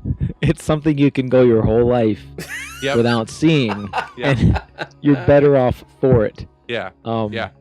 So she is the exact opposite end of the spectrum as Palmer and Stan the Man. As excited as they are, she's livid. Yeah. Livid. And then you get in and it's Captain EO, which, I mean, that takes a special person to really appreciate that. I'm going to be honest. It was so amazingly Those bad. people are Stan the Man and Palmer, by the way. Oh, yeah. Not Mrs. Double D. Not Mrs. Double D. No. Not Mrs. Double D, and not the special type of person that appreciates this. Did she ruin it like Pumps and Crams did Titanic for those little girls? Yeah, well, she did not ruin it. She wasn't speaking out. Again, at this point, I'm just completely oblivious to any of this like turmoil that's going on.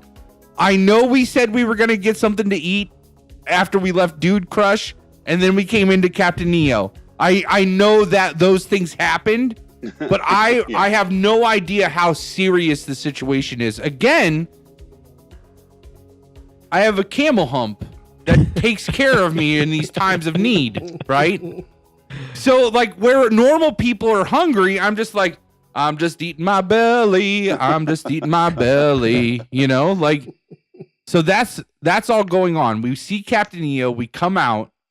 We're walking, and Stan the Man, we pass another ride. Like, at this point, like, it's like a bad comedy. Like, we pass another ride, and Stan the Man was like, oh my gosh, it's that ride. Like, that's all he gets out. And Mrs. Double D literally Crouching Tiger, Hidden Dragon through the air, runs through the air towards Stan the Man.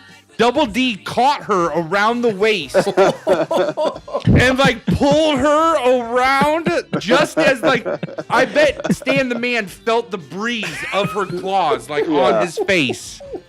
Like pulled her out of the air, caught her in the air, pulled her out, and was like, "We need to get something to eat."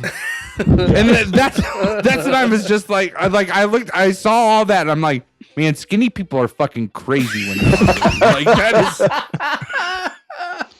Yeah. Which did not help the situation at all. No. But it was funny because after she ate and she came back to lucidity, right? Like she knew how she acted and like could reflect upon that, but she was like, now it's obviously a funny joke, right? But yeah, she would have definitely beat my ass. Yep. I mean, no question about it. Yep. She was a there's no hyperbole. Like Double D caught her in the air, flying towards Stan the Man. Listen, my love of Michael Jackson knows no limitations. Listen, was it? No, 3D? I get it. Was Captain? It was 3D. Oh, it was so amazing, Dave. No, it was so awesome. Like remember seriously, the puffs of air it was from the fantastic. chair? It was worth risking the wrath of Mrs. Yes, Double D. It was fantastic. Oh, that's so great. I disagree. Yeah. It was an experience, but it wasn't worth it. It was good. I'm glad we experienced it. I saw a side that I didn't know existed, and in all of humanity. All humanity.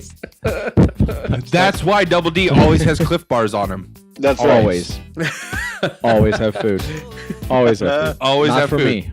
Like Jacko. You know those sandwiches. Snickers commercials? Those were based on that situation. right there. Yeah. All right.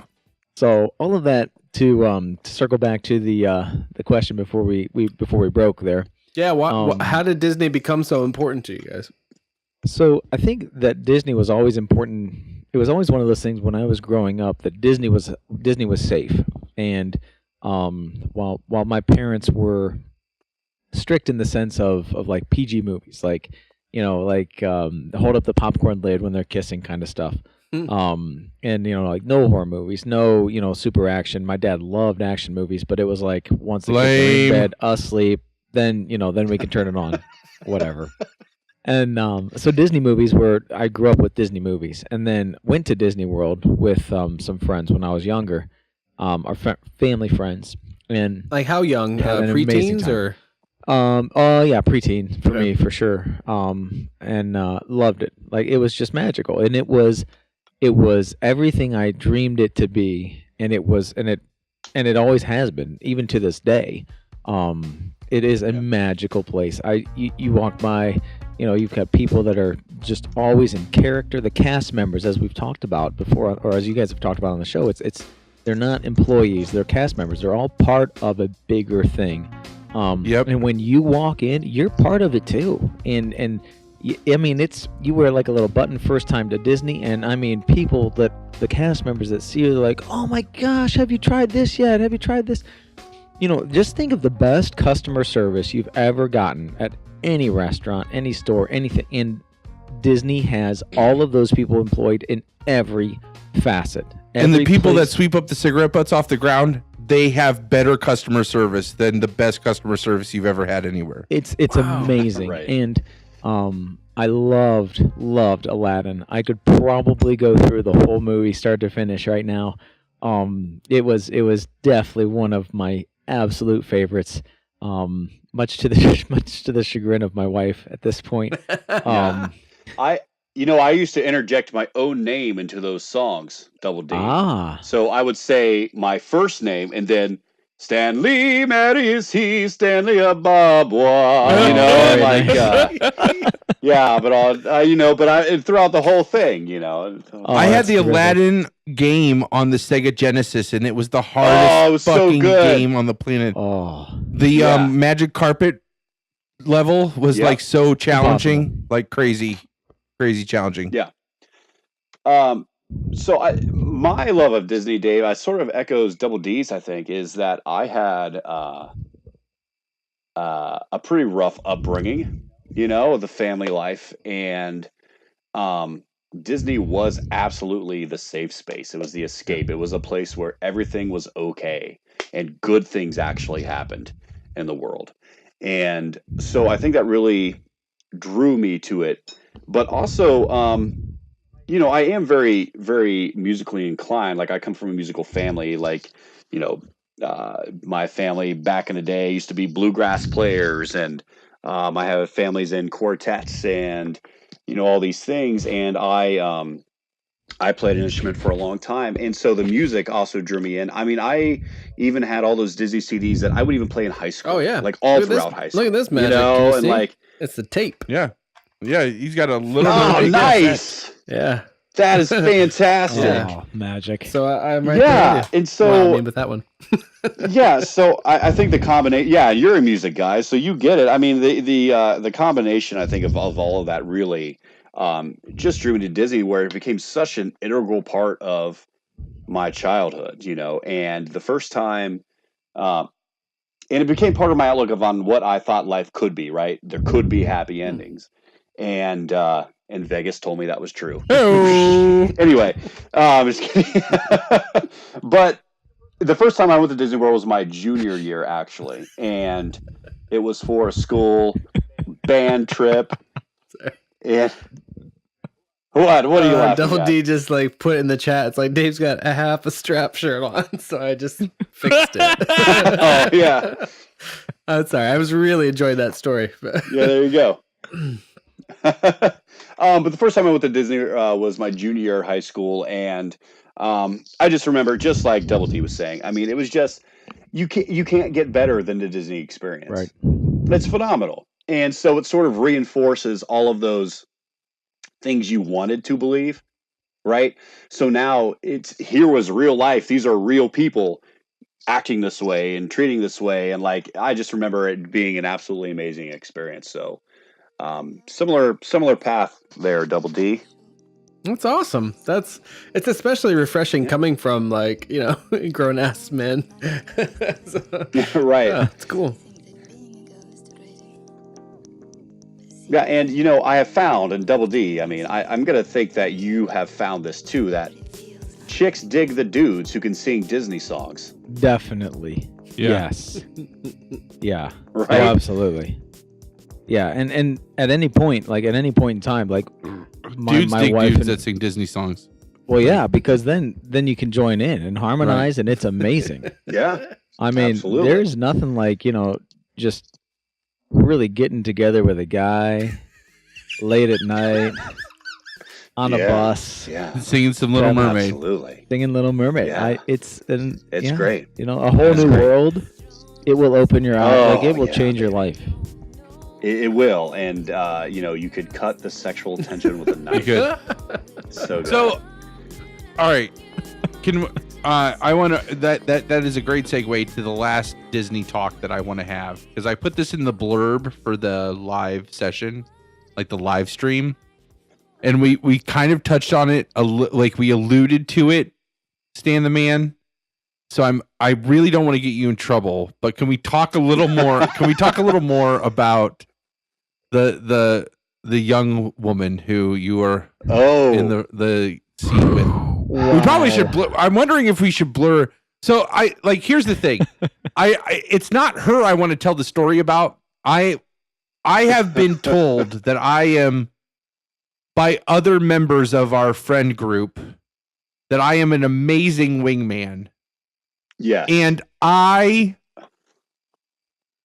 so at this trip, there was it was speculated on whether or not I could be an excellent wingman in facilitating Stan the Man and that young woman right. to things unknown. Look at me looking around for my Yeah, wife. like So things anyway. unknown. Like that's all. I feel That's like- as far as I'm going to take it. That's all. This is No. I feel like I want to tell a little bit of the story, because I feel like right now, like that Key and Peele sketch where and I said, yeah. Anyway, so And I just told her,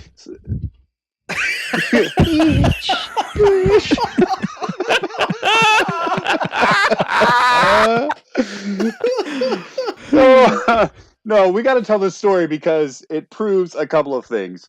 How much of an epic wingman you were, and how much of an epic failure I was. Yeah. So I was sort of newly single at that point, Yeah. right?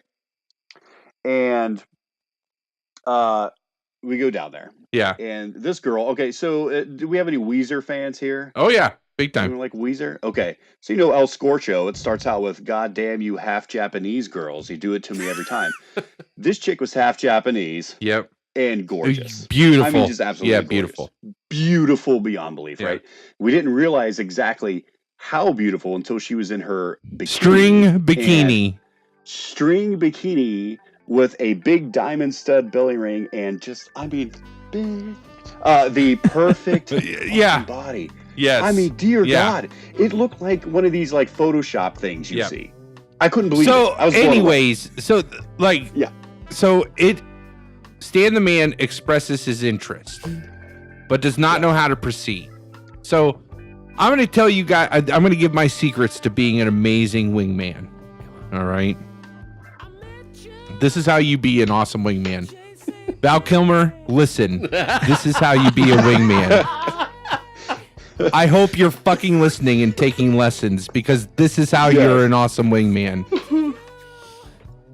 You can find me at LWSD Palmer. Val Kilmer. Let's get this started.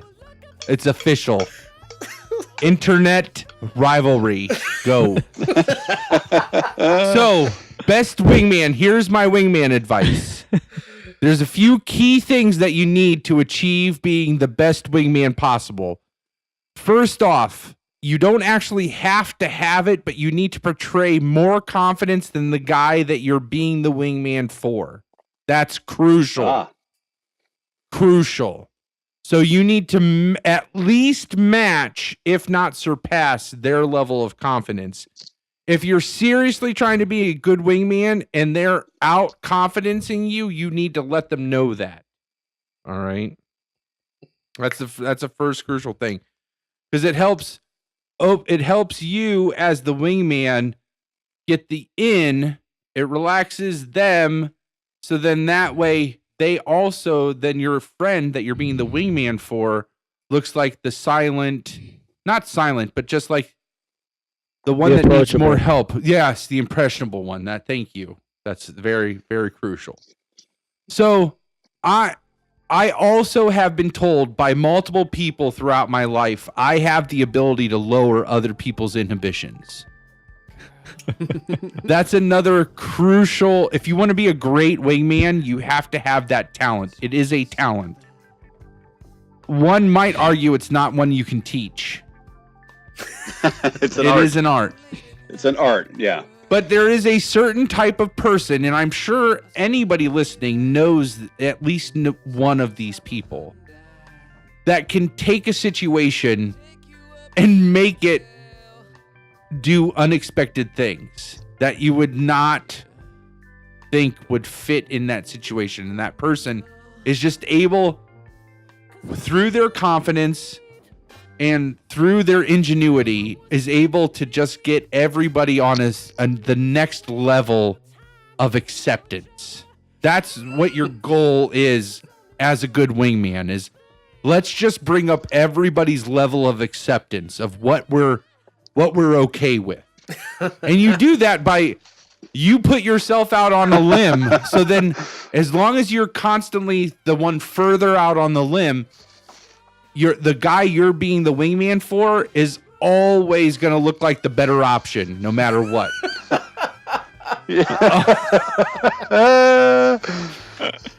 I mean, is this making sense? Very much so. Yeah, absolutely. All right. Yeah. So I'm just going to say that this woman,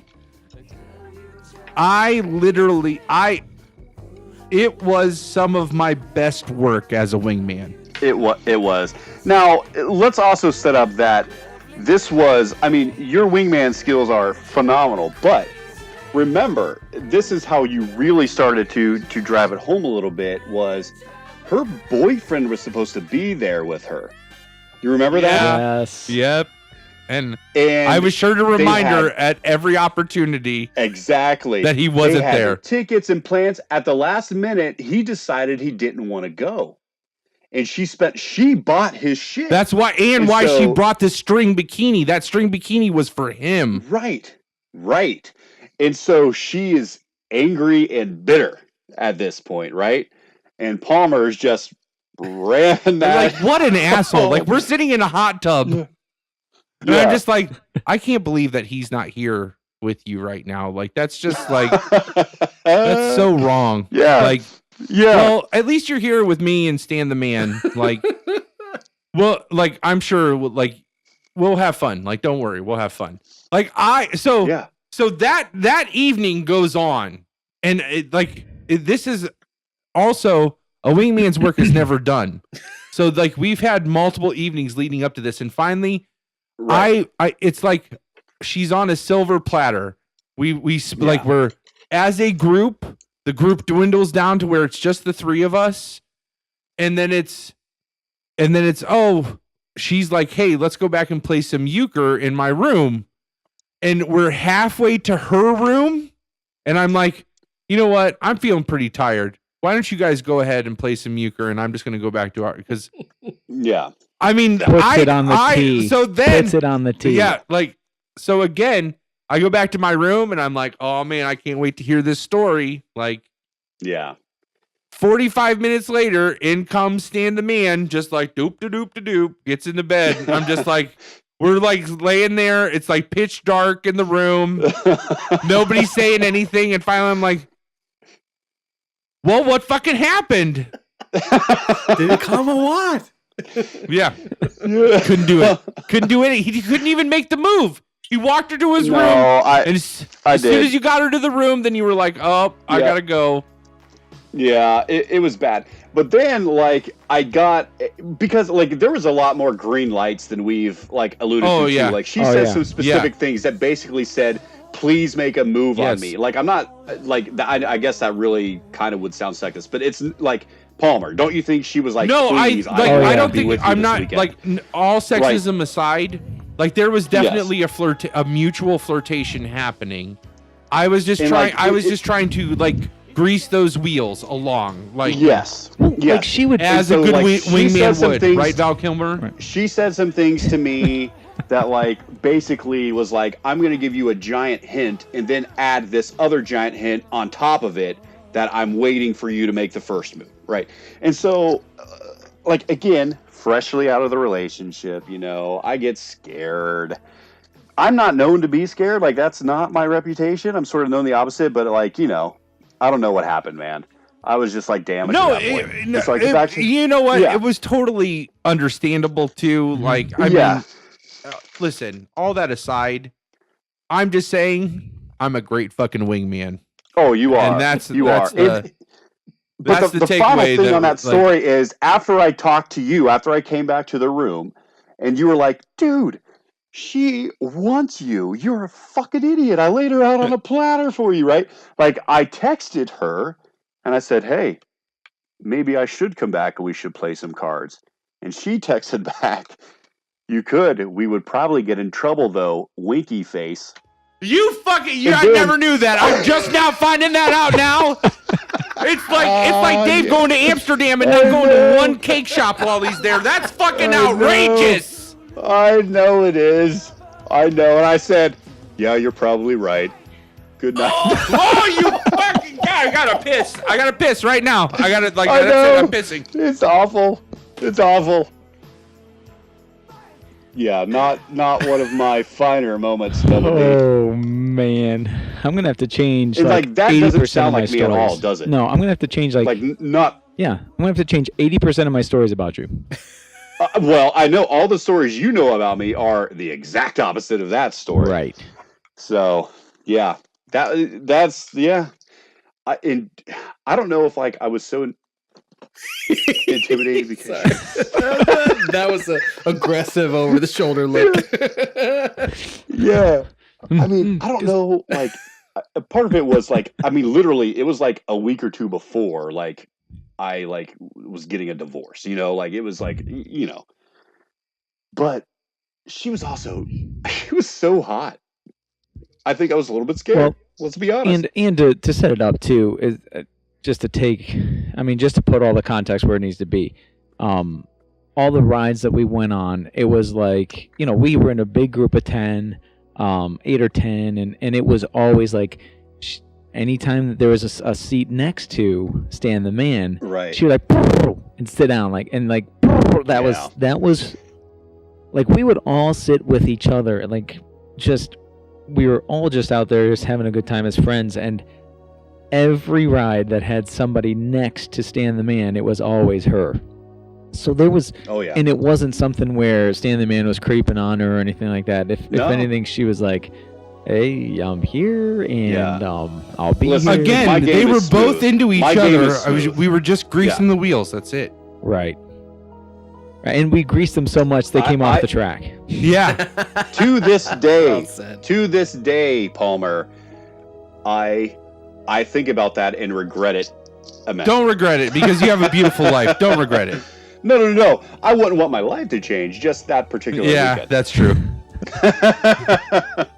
And I was dating. I had just started dating Ash earlier that year, right?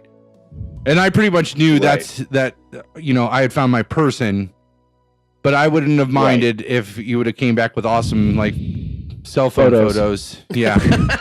Exactly. I would really as Skeezy, I am a fucking dirtball. I am a dirtball. Jesus, but I am a fantastic wingman. Unlike Val Kilmer. You are. Unlike Val Kilmer. You can be mine. Yeah, that's right. Hear that, Val Kilmer? What do you got to say? At LWSD Palmer. Let's hear it. I love it. I am. You know what? I think that the feud with Val Kilmer might be the greatest thing to come out of this episode. I know we haven't even started talking about Robocop yet. I want this to last. I think he deserves it. I think you're up for it.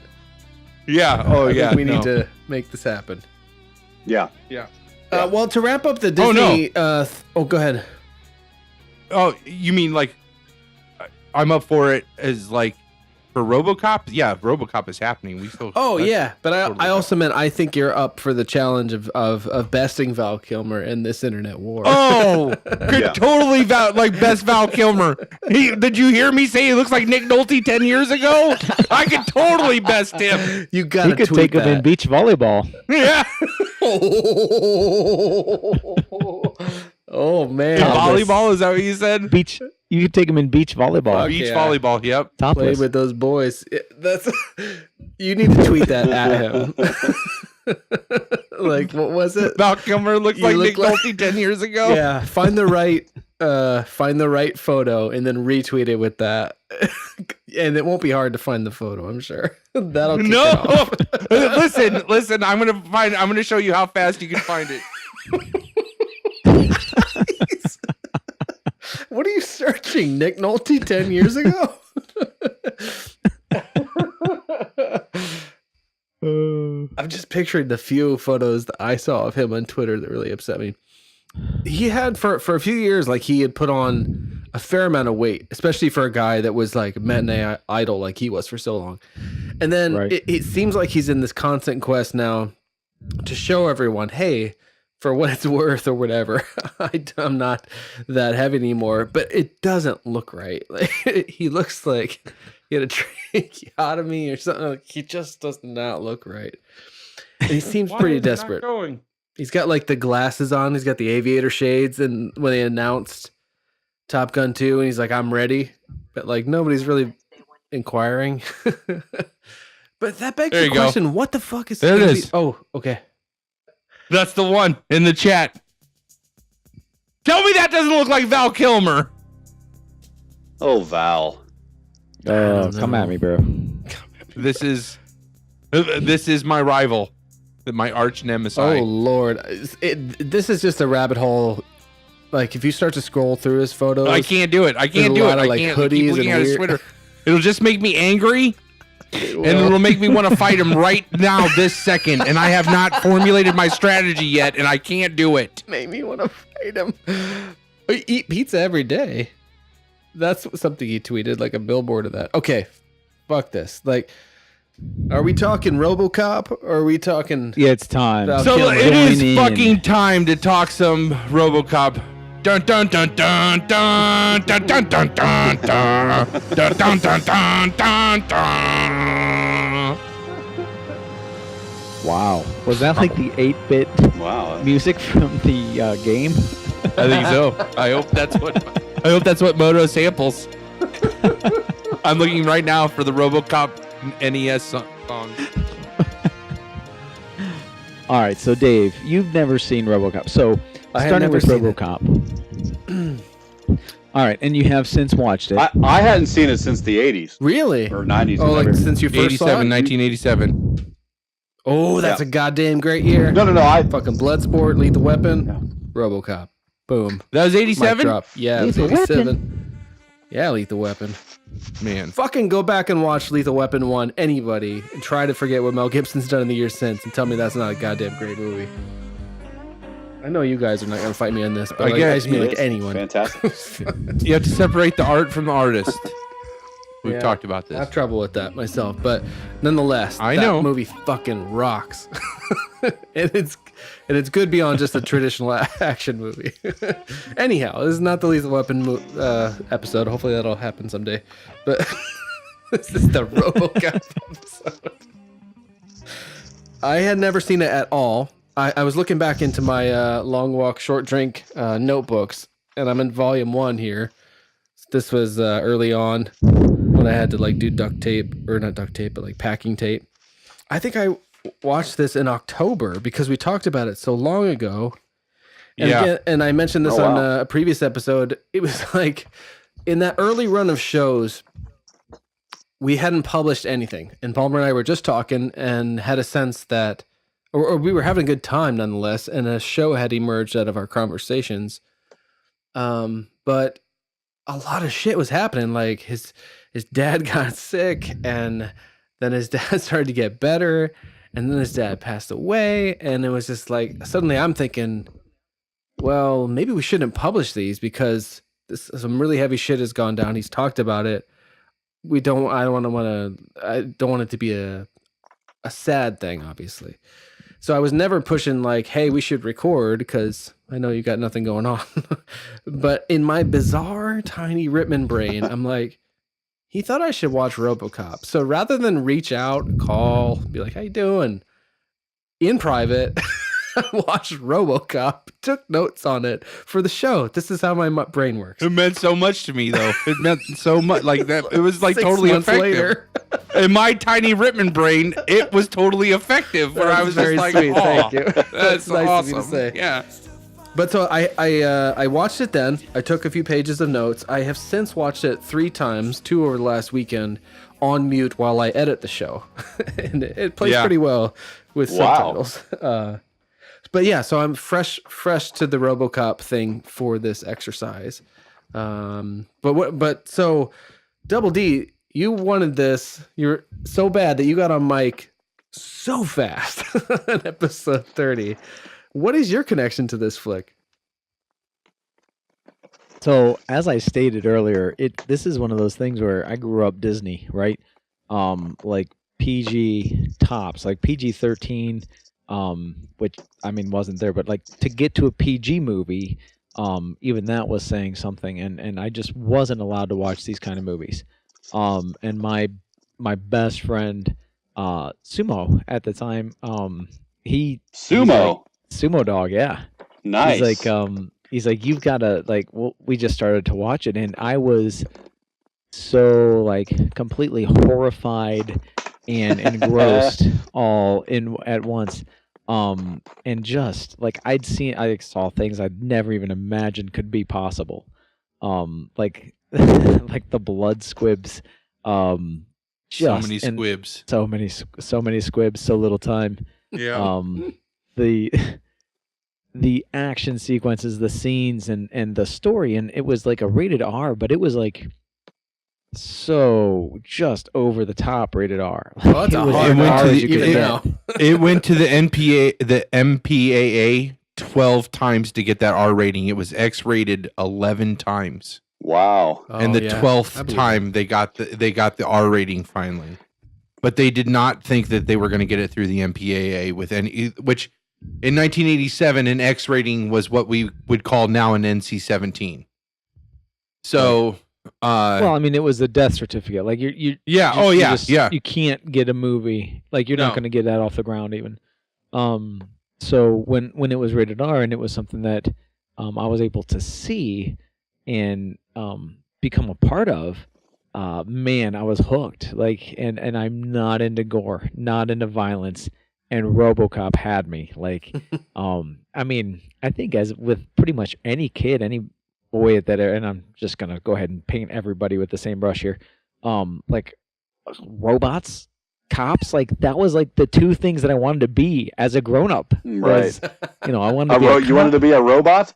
Oh my gosh, a cyborg, that would have been amazing. Yes. Seriously though, if you watched RoboCop when you were a kid in the 80s, you saw all the horrific things that Murphy had to go through to become RoboCop, but as a kid Yeah. you're like, was it worth it? Maybe. I mean, his This gun trans- goes in his leg.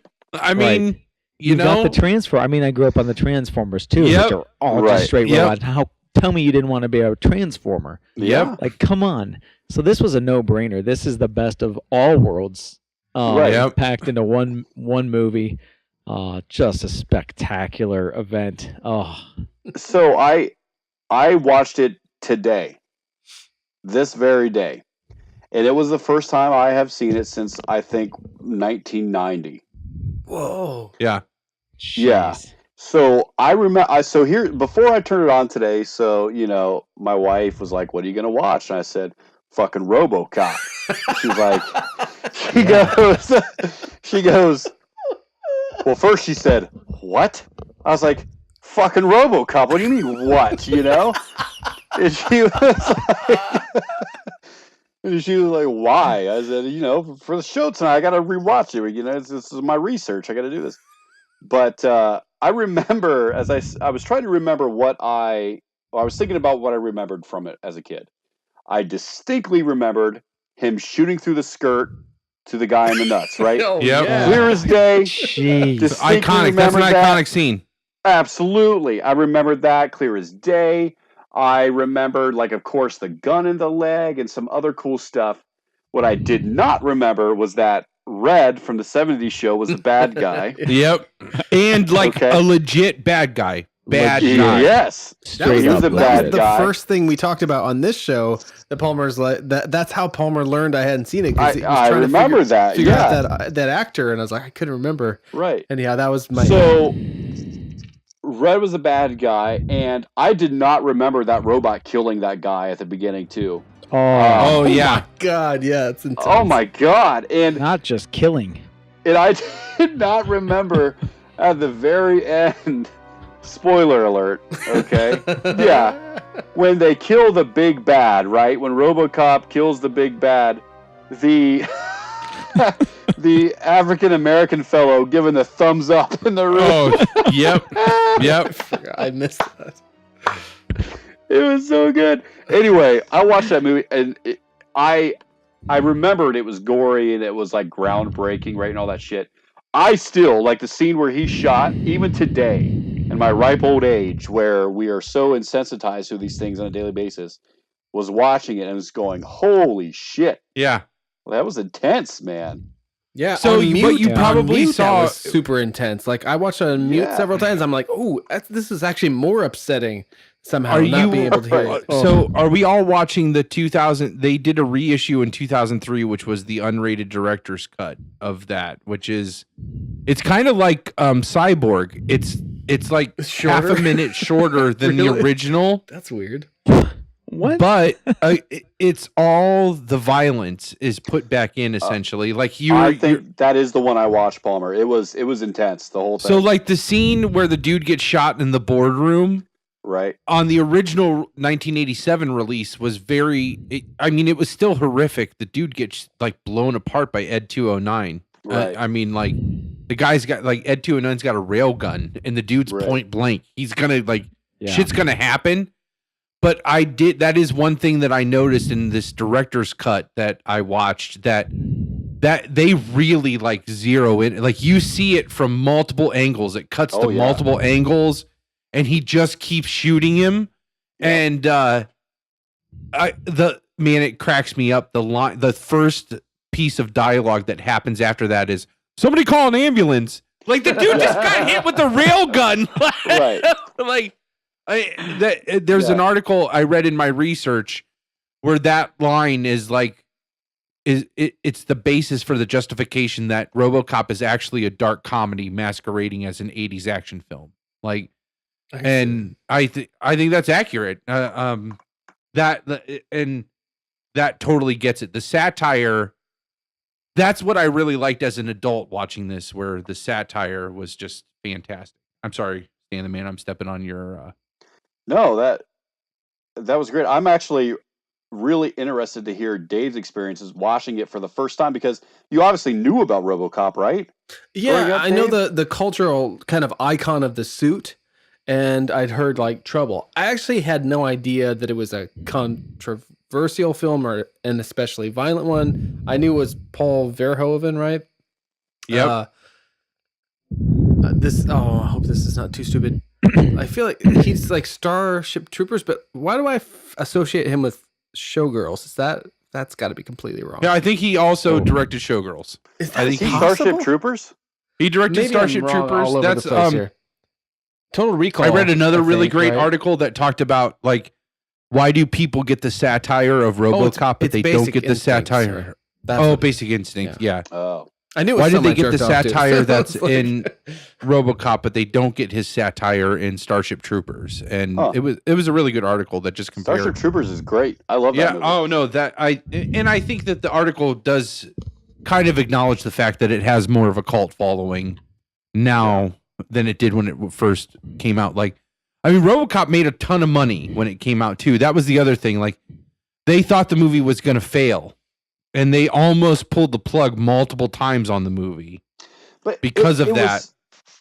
It was so quintessentially 80s. Yep. Right? yeah. Like, think about, like, because in the 80s, you did have this sort of, you had the whole crack epidemic, right? And this whole thought that Reagan was trying to return us to traditional American values, but these cities had sort of become this dystopian nightmare of a place. So to see RoboCop in that setting, it wasn't that far off from what suburban America thought had become of the cities, Yep. Mhm. right? Well, in and, the 80s. and I mean, like, so we watch that now and see that as Detroit. They were satirizing Detroit, but Right. when we watch that now, at least That the shit is that we Detroit. get, that is Detroit. Yes. You know what I mean? Like, Yeah. at least that's what's portrayed. Like, that's what you see coming out of Detroit media wise, right? But if you think back to 1987, they had just come out of like GM and Ford leaving Detroit. In that decade, they were still a decade new onto that. So that city hadn't crumbled to what it ended up becoming in the early 2000s. That's what they were afraid Detroit was going to become. Yeah. Which Yeah, and like is Law so and Order- eye-opening that, I Right. don't know. no, that's actually a really good point. But the concept of Law and Order was all the rage too, Yep. Yeah. right? So I think that this badass cop that like basically couldn't be defeated by these fucking thugs, right, was really appealing too. Yep. In that sort of culture, because I mean, think about so you guys grew up in Rittman. I grew up Yes, in we a did. suburb of Columbus that was also small at the time. And Double D, I don't know where the fuck you grew up, but Small town. Small town. Next town over But from I don't know Rittman. about you guys in elementary school, but it was still the Cold War, right? Every Yep. day we stood up, we said the pledge, and we Yep. sang a patriotic song. And we feared Russians. And we feared the fuck. By the way, that is a great part. I laughed in RoboCop when they played that Nukem board game. They had that little Yep. fake ad for it. Yeah. So good. so What good. about the Suck 6000 that gets 8.5 miles per gallon? Like that's the height of luxury cars. Yeah. It gets 8.5 miles per Amazing. gallon. Like Yeah. still relevant. Still relevant. Absolutely. So I think that watching it now from the 2017 perspective is really an interesting 30 years. I just primary realized that. Sorry. source. 30 years. Yeah. Oh, wow, it was 30 years, huh? Yeah. Holy shit, man. July Are we still- 1987. Yeah, because we're all almost 40. That's some some of us 40. already are. Almost all of us. Yeah, it's crazy. That sucks. Oh, poor Double D. What? He looks the youngest of us. You. I know, the bastard. I know. Double D. Fuck you, you Double D. son of a bitch. That's it. I'm shaving off my beard. That's why he looks so young. He's got no beard. Yeah. But anyway, it's interesting as from like a historian point of view to look at it as a primary source of pulp culture of, 1980s America. I found that very interesting. I would love to. So I found the original trailer. I'd love for us to watch the original trailer together, and then that honest trailer to sort of kind of help us have a jumping off point of then and now and such. So I put the original trailer in the chat. So if we click on it, we're probably most of us gonna have ads. So just kind of get through the ad to the 0 and then pause. Oh man, Let me know when you're I all got there. good stuff. I have good stuff to say about Orion too. Orion. Fuck yeah, that was my first note. Orion Pictures is my first note. I haven't looked at my notes to know what they're very I'm ready to reactionary. go when you guys are. Yeah, Okay. I'm at 0. All right, on the Palmer's picks 3. We can talk to Yes. fucking A, Orion. Yeah, please talk over it so they don't block it. I'm curious what the voiceover is going to be. Oh, man. I don't think they'll block trailers. Trailers are meant to be on the street law enforcement. Well, some of this we can argue fair use also. So Robocop. So my first question is, what is that clear plastic screen going to keep anybody from seeing? right. He's not a guy, he's a machine. It's just a dust cover. I like how they stole R2D2's like ability to stick that projectile into their computers. You are under arrest. It's interesting. There's not like voiceover. It's just clips from the film. Usually we're used to, even now, to hearing like, What are your prime directives? You have the right to remain silent. You have the right to an attorney. there's none of that. Man, so much broken glass. Wait, listen to So the much music. glass. Listen closely to the music. It's the Terminator music. It is the Terminator music, yeah. You recorded every word you said. Fuck this. Yep. I'm going to watch Terminator. We killed you. His memory's admissible as evidence. You're gonna have to kill it. Bob Jones.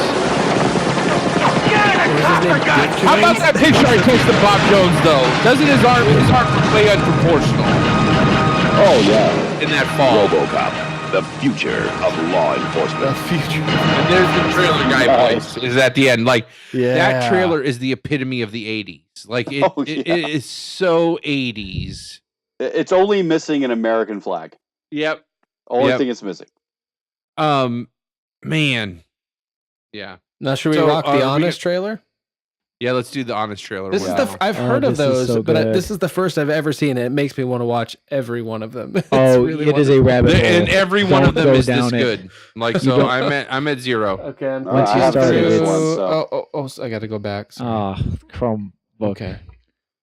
All right, count it off, Palmer. Oh wait, hold on. Whoa, easy. If you have ads, like play through your ads. Oh, Screen Junkies. Oh, You're I always haven't talking had it. about Screen Junkies. Yeah. They do this magic? That's great. It is Oh spectacular. Jesus Christ! I have one of those 30-second ads. Oh, they you got to don't- sit through the Oh, whole you thing. Ah, fuck. So while we're What is waiting that? on Stanley's ad to finish, Stanley. That's awesome. yeah, Stanley. Hurry, Is he making some kind of a cameo in our show tonight?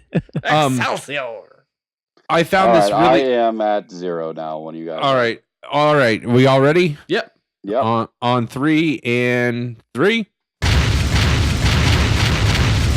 All these are requests for them. Yeah. So This all of trailer them is start out rated like R that, for where they have RoboCop, all the 'cause that's requests. how you make a fucking RoboCop movie. Yes, it is. It's been more than 20 years since RoboCop appeared on the big screen, and now he's back with a flip-up visor, different origin, a human hand, and a PG-13 rating. Screw that. Instead, revisit the original masterpiece that I is love this because this RoboCop. harnesses that Journey to mentality a when I futuristic found out Detroit the remake that's was become a bankrupt, PG-13. crime-ridden hellhole. Where it's like, I'm just gonna go back to Basically, the original. present-day Detroit. It's a city that, Palmer? crying out for a Basically, savior, present-day and they'll Detroit. get one in RoboCop, a blatant Jesus metaphor who's killed, gets resurrected, and walks on water. But instead of dying for our sins, And the director this has Jesus gone on shoots record that yes, that is in it the is a dick. Jesus. Meet his gum-chewing partner, Lewis, a terrible cop who never waits for backup, He is a runs terrible like cop. a girl, and can't resist male nudity. Mind if I zip this up? Balls. They have co-ed showers in the precinct, and she wants to look at a Clarence dick. Boddicker, a drug lord who's got a real way with the ladies. Maybe you could fit me in. Omni Consumer Products, an evil corporation that does everything except make consumer products. Ed 209, a heavily armed killing machine who loses to a flight of stairs. Sounds like a And pig. Glass.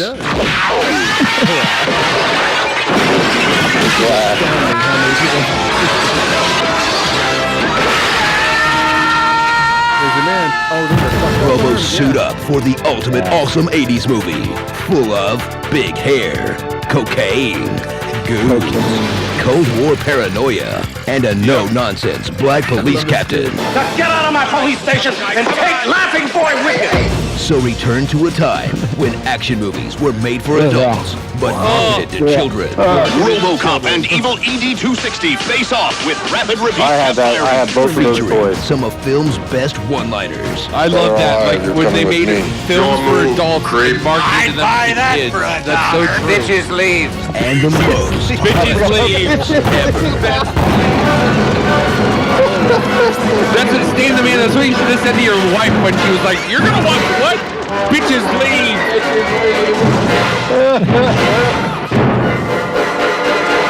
So many squibs.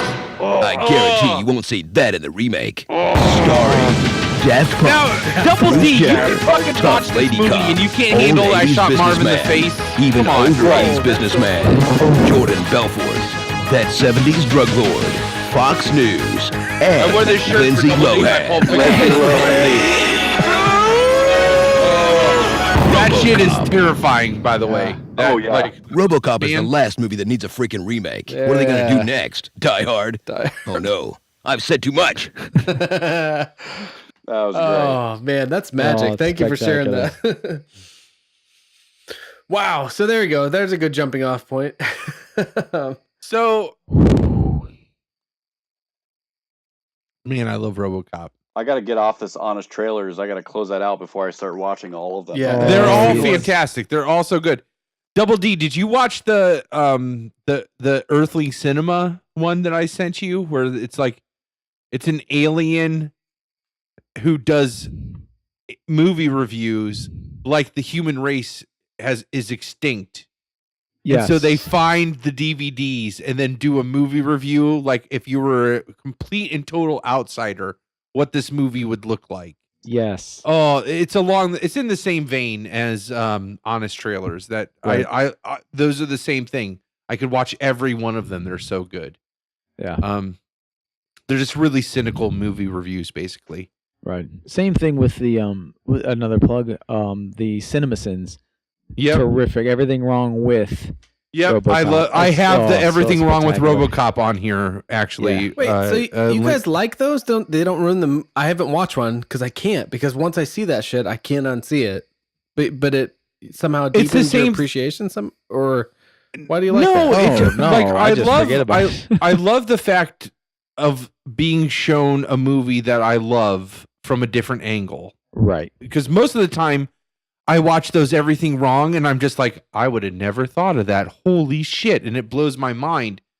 But if I have a true love for that movie, fuck, you could Oh like yeah.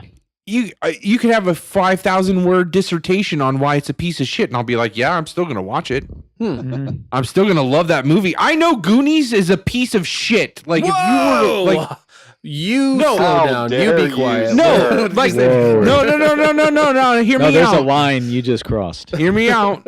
We're all good. If you watch, like, if you look at it from a filmmaking perspective, there's a lot of shit in that movie that you're just like, this is a terribly made movie. You know, like, he references the octopus that got cut out of the movie in the last scene. Like, I spent a sizable portion of my childhood wondering, like, why would Data lie about an octopus? They, like, the whole point of the movie is them redeeming themselves from, like, making up their adventures. They actually went on an adventure. And the second somebody asked him what happened, he talks about an octopus. It wasn't until I was a grown-up that I saw the deleted scene with the octopus. Oh. But I'm just like, that's really crappy filmmaking. They still left that reference in there, and it left me as a kid to wonder, like, that ruined the story for me. Like, it was a piece that always, like, ruin it. Or did it didn't ruin it. No, that's my favorite movie. Like, it didn't ruin it. But at the same time, like, I can watch one of those videos like Goonies. I can't believe I'm having to introduce that phrase into this podcast. Yeah. Oh my god. No, but I'm just saying, like, I could watch one of those everything that's wrong with the Goonies, and it's still going to be my favorite movie. Like, it doesn't take anything away. Because it sort of makes you think about the movie, and you're like, I like that movie. I don't care. So, it's just taking it like, I never would have thought of it from that way. I don't care. I still love it. All right. I will say though, Dave, knowing your mentality and your love for the directorial angle, I could see how that could be pretty damaging and how that could could really kind of tear at the fabric of your being. It does. As far as like as these, I could see that. I could see that being something like where it'd be like everything wrong with the Crow, and you'd be like, oh, I can't go on. Yeah. It's funny. I married someone who would be the best. This is a terribly antiquated term, but I don't know what the new one is. Oh, script supervisor. That's it. Script supervisor. They used to call him it's basically a continuity person. So we'll be watching a TV show, whether it's, especially with reality shows, but any shows. And the bride will just rewind. She's like, okay. She's like, she points out the problems in the editing continuity. I'm just like, it's incredible that you see that. 2, do you have any fucking idea what it would take to fix that otherwise? Like, just let them live. Like, they did the best they could. Yeah. So thanks, Double D. I appreciate it. Yeah.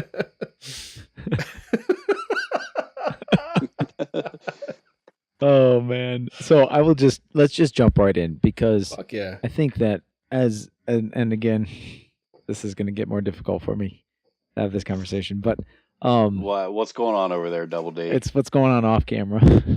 Yeah. Oh Lord. Oh my. Mrs. Double D is probably over there in some skimpy shit. Or less. Mrs. Double D. There were kids just running around there a second ago. Come on. It'd be a real shame if she tripped and fell into frame. Yeah, into frame. Stanley just said, boy, it'd be awful if she tripped and fell into frame. Oh, don't do that, though. This is the live stream. It'll always be there forever. It'll never go away. Oh, God, please let that happen. It'd be so good. We don't edit these. We do not edit these.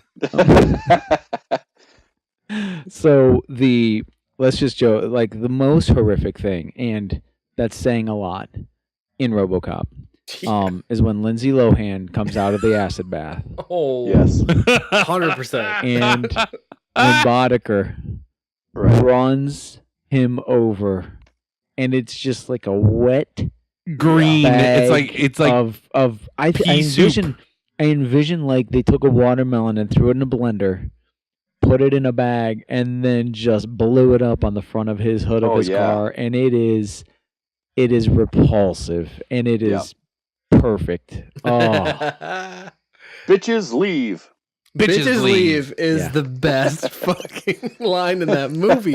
Oh, great lines. I'm sure I wrote that down somewhere, whatever page that is. Does anyone else have notes? Palmer, don't you have like an iPad of notes? I have an iPad of notes, yeah. I'm really... Go ahead, sorry. We started talking about this, Dave, and then we all interrupted you, but yeah, really interested to hear your 2017 first time viewing RoboCop. Just as interested. Yeah, just as interested as it was to hear about Double D's. I almost did it again. Double D's reaction to Big Trouble in Little China. My favorite movie. We gotta capture that. Yes. Oh my god! And Leon the He's watched Leon the Professional too, as an adult. First of all, don't watch these and talk about them in private. I know. I'm sorry. There's both times I'm like, dude, this is why we need to have a show where when you want to talk about this, you just let me know and let's get a hangout set up. So that way it just goes out as an episode of something that's just on YouTube. It's okay if it's on YouTube. Right.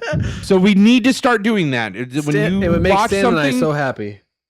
And you say, all right, I just watched this. I need to talk about it. I'll say, give me 5 minutes. Let me get the hangout set up, and then we'll come on and we'll talk about it. Done. So, all right. Ooh. Okay, so let me. It's the Double D Palmer train. A couple of my first. Oh, please! I can't wait. So a lot of these are going to be disappointing if I just read them in order, but I will, and then other people will talk, and I'll find my better ones. Number one was Orion Pictures. Wait, that was the first thing I wrote. Just give your initial. Just give a 4-sentence reaction, as a grown up in 2017.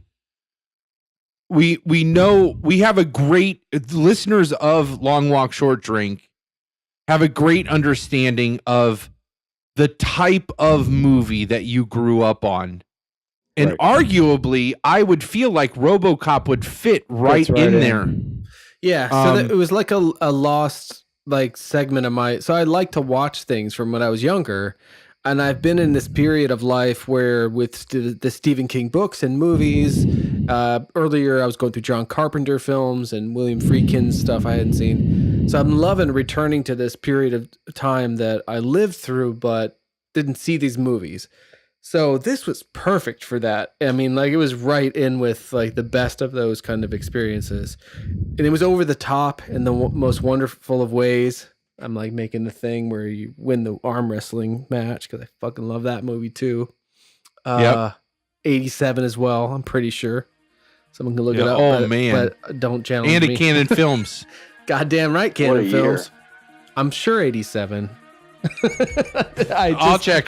You keep talking. I'll check. Shit I know. I'm pretty sure it's 87. I'll check. But so it was really, really a lot of fun. But I could sense that there was undercurrent. It's fucking 1987. Of course it is. It is 1987. Meet me halfway across the sky. I just remember the semi truck where he's got the one arm press so he can work out while he's driving. He's got his little navy jacket ripped off like a strap shirt jacket. Oh shit! All right, RoboCop, come on. Only so many 80s at a time. But that's mostly it. I could sense that there was some sort of allegory going on, though I wasn't necessarily sorting it out as I went. For me, everything is The Crow. So I'm watching it, and it's Detroit, which is where The Crow is set. And it's a dude who's murdered and kind of comes back from the dead and seeks revenge on a gang of thugs. So even right down to going through his house and remembering nice memories with his wife and stuff. So a lot of that was flashing. The Terminator thing did occur to me, so it's kind of cool just now to see that in the trailer, realizing that to some extent I'm sure they're this is a successful thing with a cyborg who's a bad guy. What if it was a good guy? Maybe make him a cop. Yeah, I instantly loved it, and it's been fun to revisit every now and again as we've threatened to include it on the show, to watch it basically as I'm editing the show on mute, to kind of experience it over and over again in that way, which is a slightly different viewing experience. But yeah, no, I'm a big fan. RoboCop. I haven't seen any of the other sequels or anything. No, do I care? You don't need to. Yeah, I love it. Yeah, I like the second one actually a lot. The second one. Yeah, but I'm not a RoboCop purist. I feel like Double D has a really because I feel like there was not very many things outside that PG realm for Double D growing up. And this happens to be one that just squeaked through. And so I can totally, like, I bet you totally despise the second one, right? Like, oh, it's the worst. The juke or juice, whatever the hell that. Oh, and they and really with a brain with the eyes that just like come on. They tried really hard too to rekindle all of the like satire of the first one, and I feel like they just did a terrible job with it. And I totally get it. Yeah, I totally get it. Like it became cartoony. The original RoboCop was like it was legitimately satirical. Right. But the second one, like with what Sunblock 9000. It just got to the point where it was. And it wasn't satirical. It was ridiculous. They were trying really too hard to like up the like violence level. This was for the longest time pre-Tarantino, all of that. This was considered the most violent film ever made. I can see that. And there's in terms of mainstream cinema, of course. Yeah. Yeah. And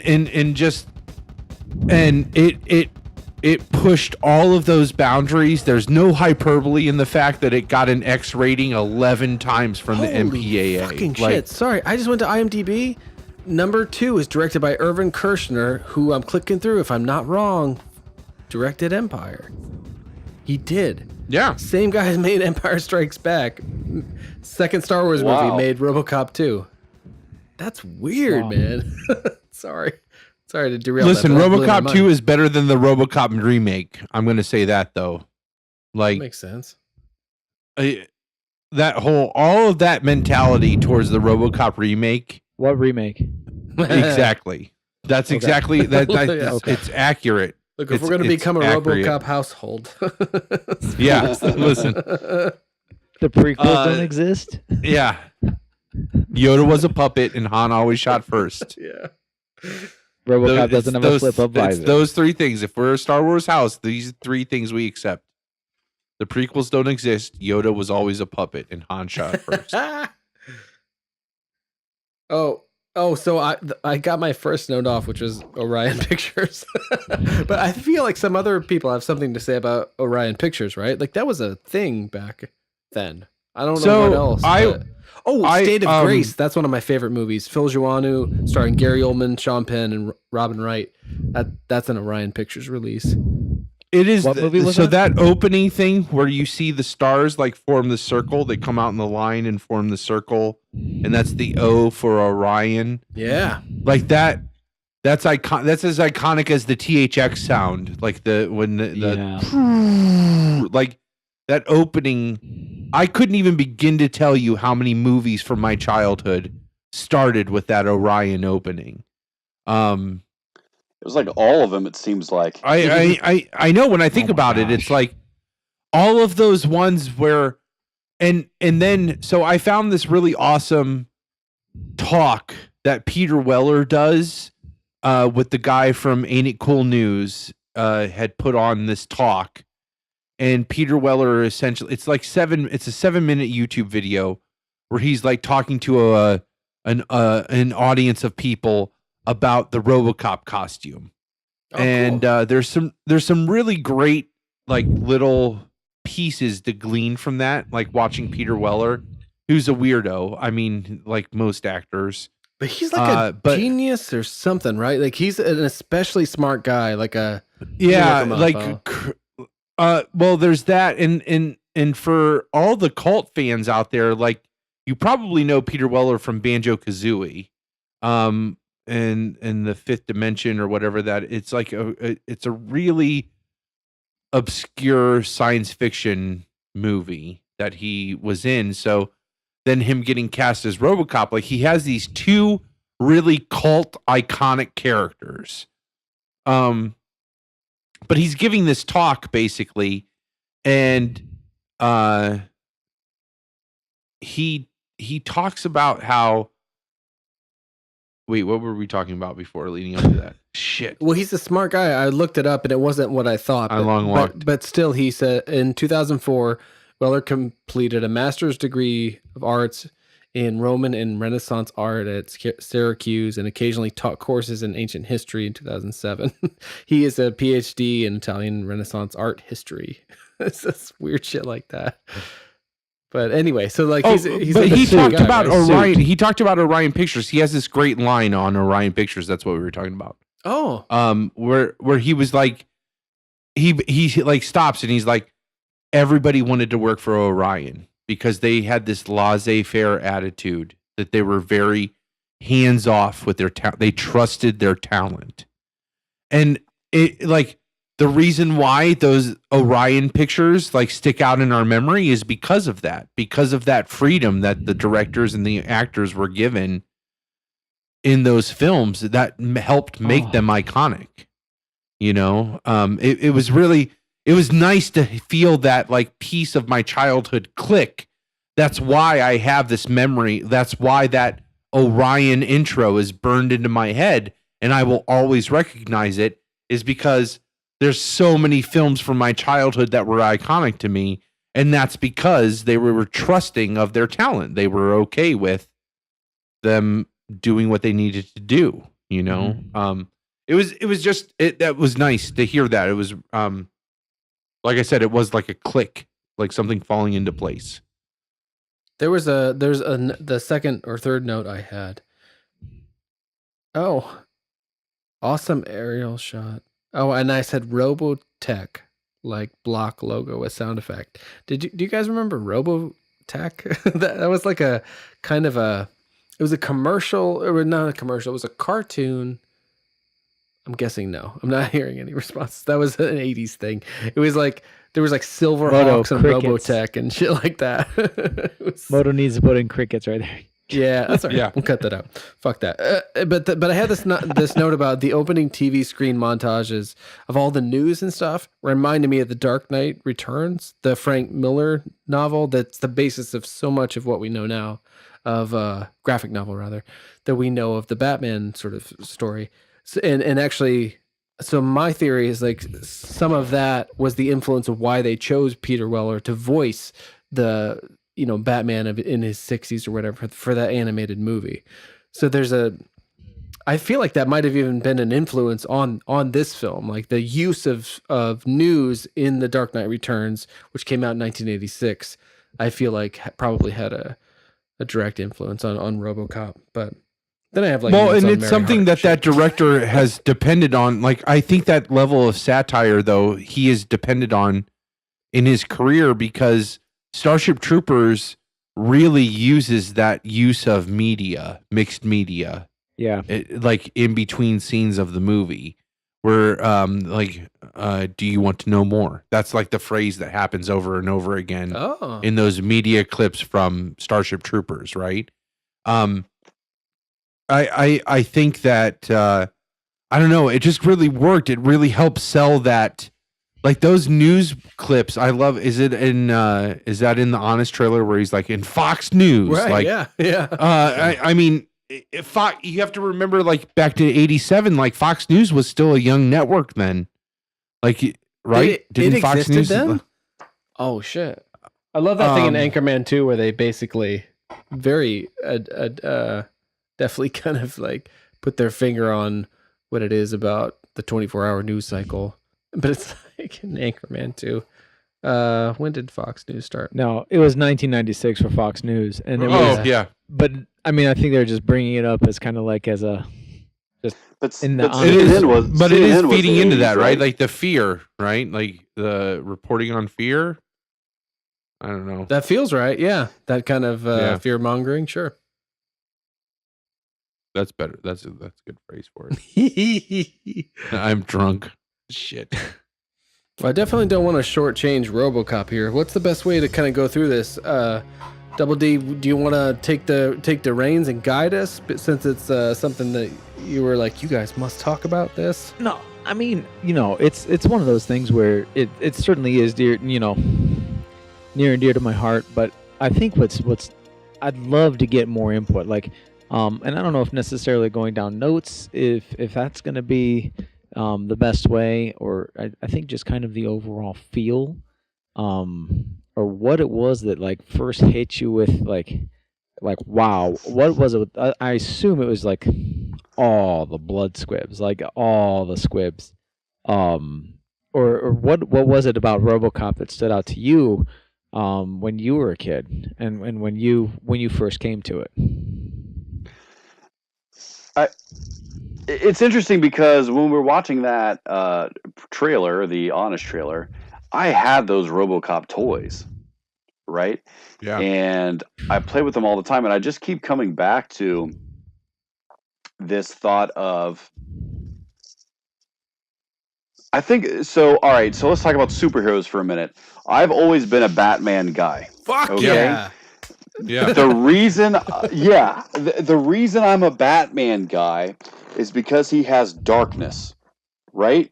Like Batman could very easily be almost bad, right? The Dark Knight version, not the movies, dear God. But anyway, RoboCop I think appeals to that, where you have a good guy that fights fire with fire almost, right? And just kills the shit out of these bad guys. And for some reason, that's always sort of appealed to me in a way.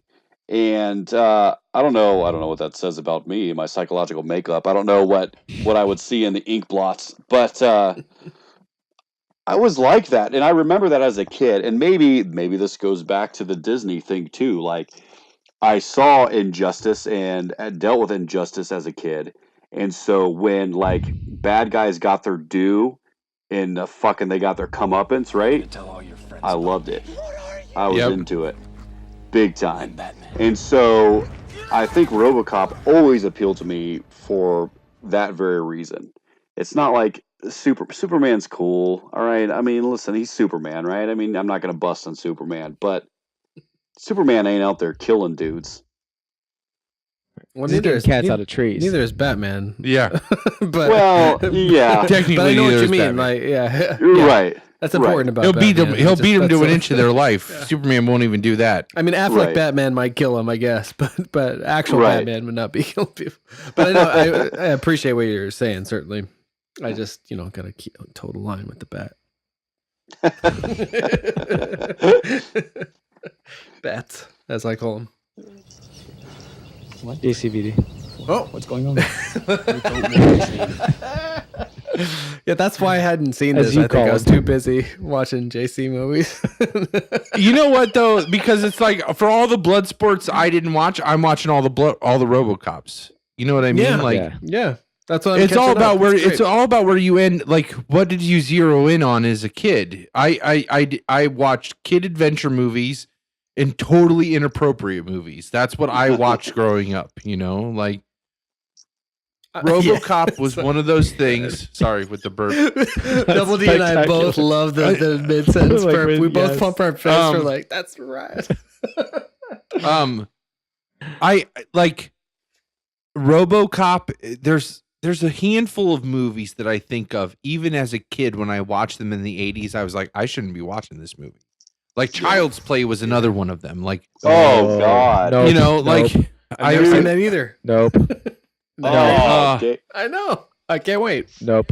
I will not. No. Oh, the first Nope. time I saw Child's Play, it was right around, I don't know, probably around the same 1990-ish. I was 10. I don't know why I always watch these movies like after the fact, but I was alone with my buddy and his older sister who was babysitting us, and she was only like 13, right? And we were alone, and it was dark, and we decided to watch it, and there was this fucking storm, right? And it was like, it wasn't raining, but it was one of those, wind was blowing, right? And it was fall, so like there were leaves falling and the trees were shaking, and we were like scared shitless.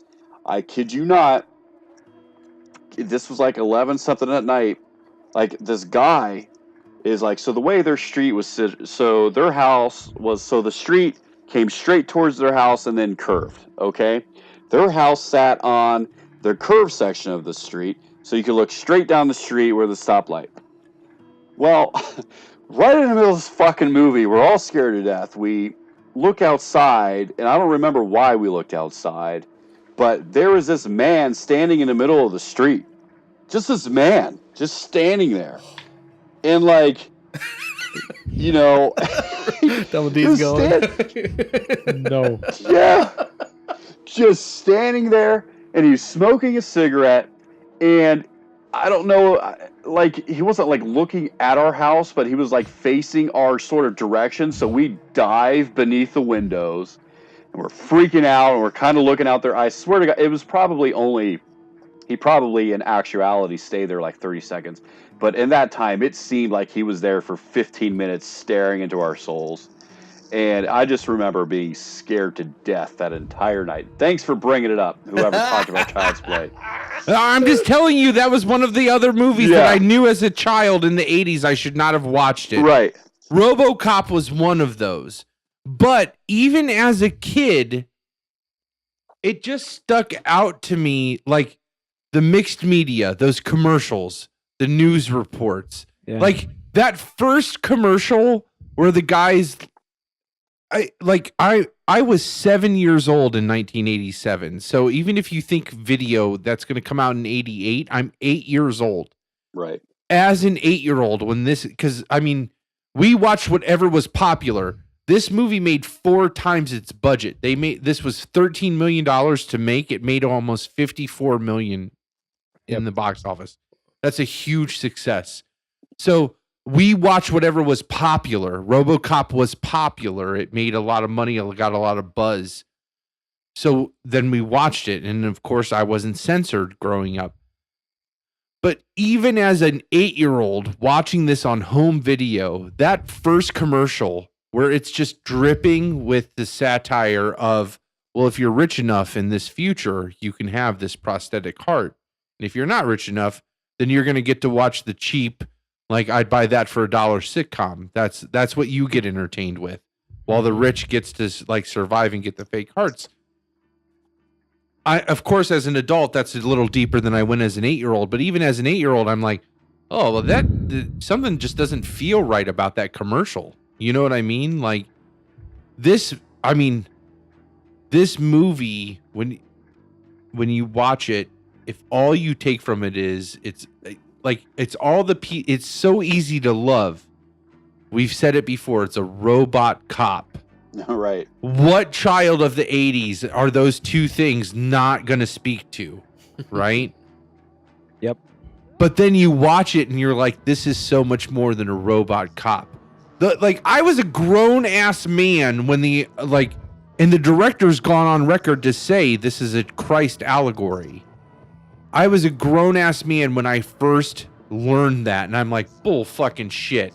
And then you watch all the walking on water, the resurrection, the death, the martyrdom, all of that stuff, Right. and you're like, holy shit, that's a Christ allegory. You know, this movie is serious. There's a lot going on in this quote unquote stereotypical action movie from the 80s. It's so rich to just sit and watch for the special effects. The director, this was a great little factoid that you get from the trivia page on IMDb.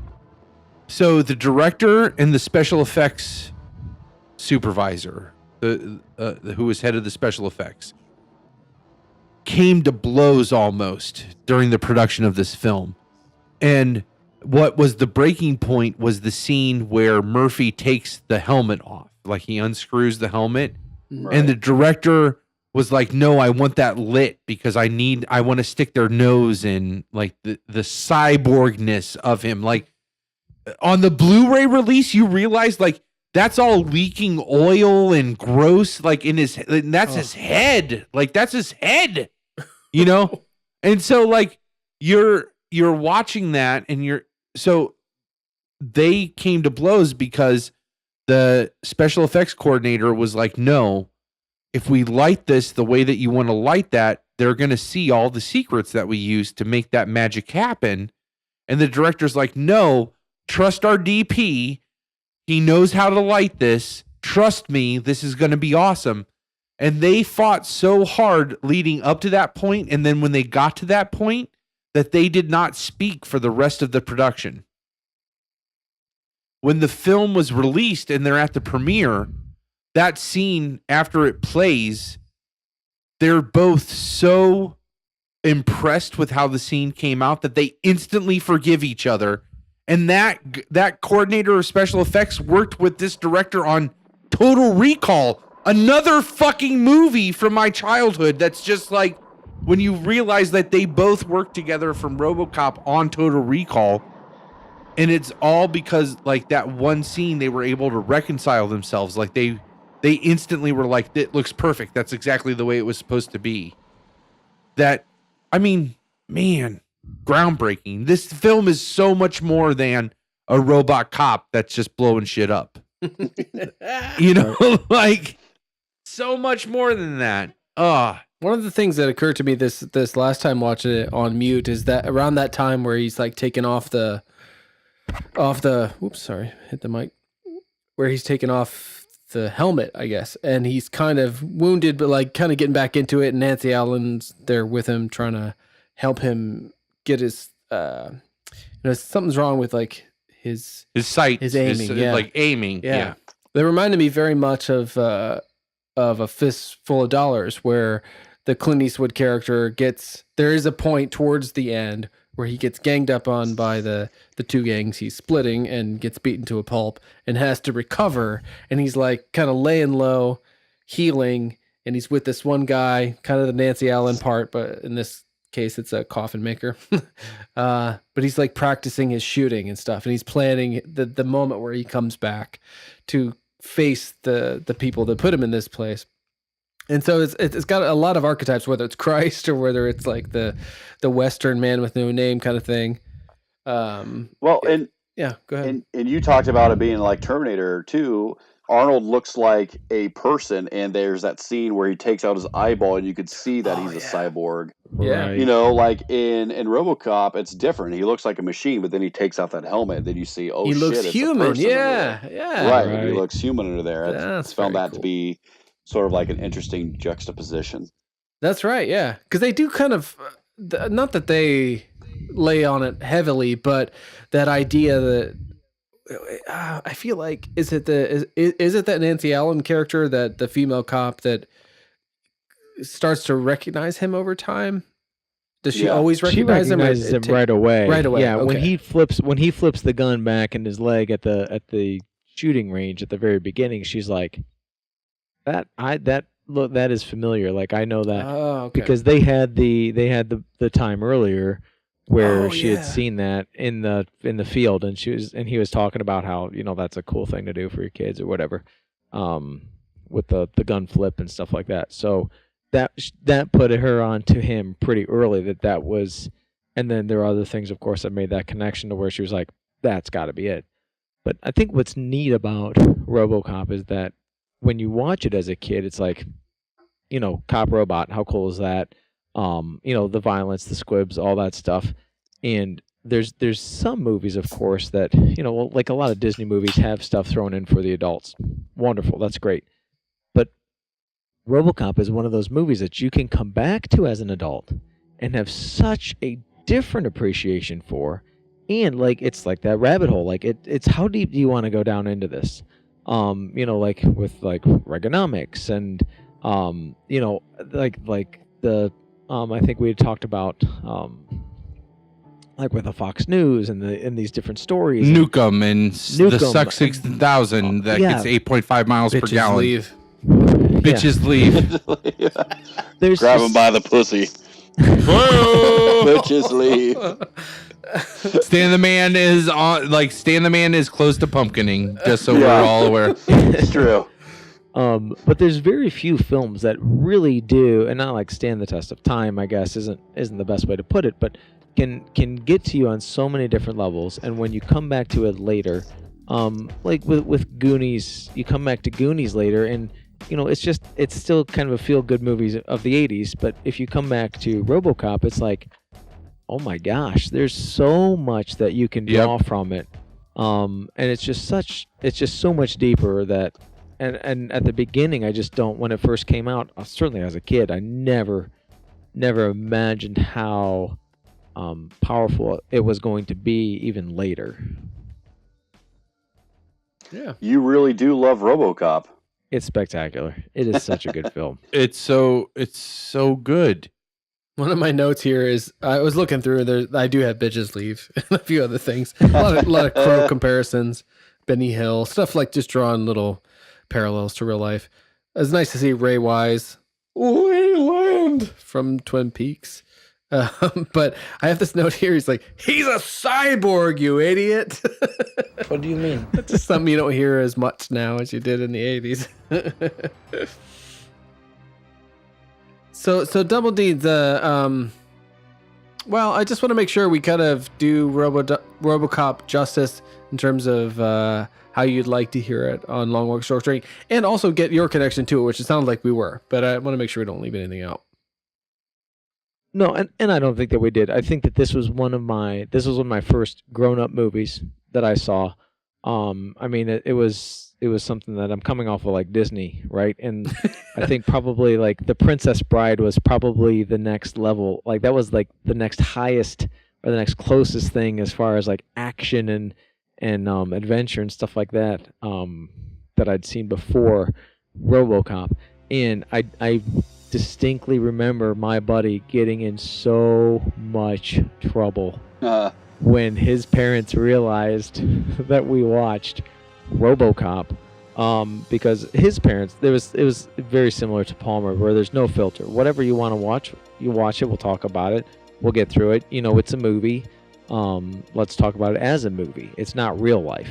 That was not the case with me. So when we did finally watch it with my buddy, I was like, oh my gosh. And I may not have slept for days. I don't know.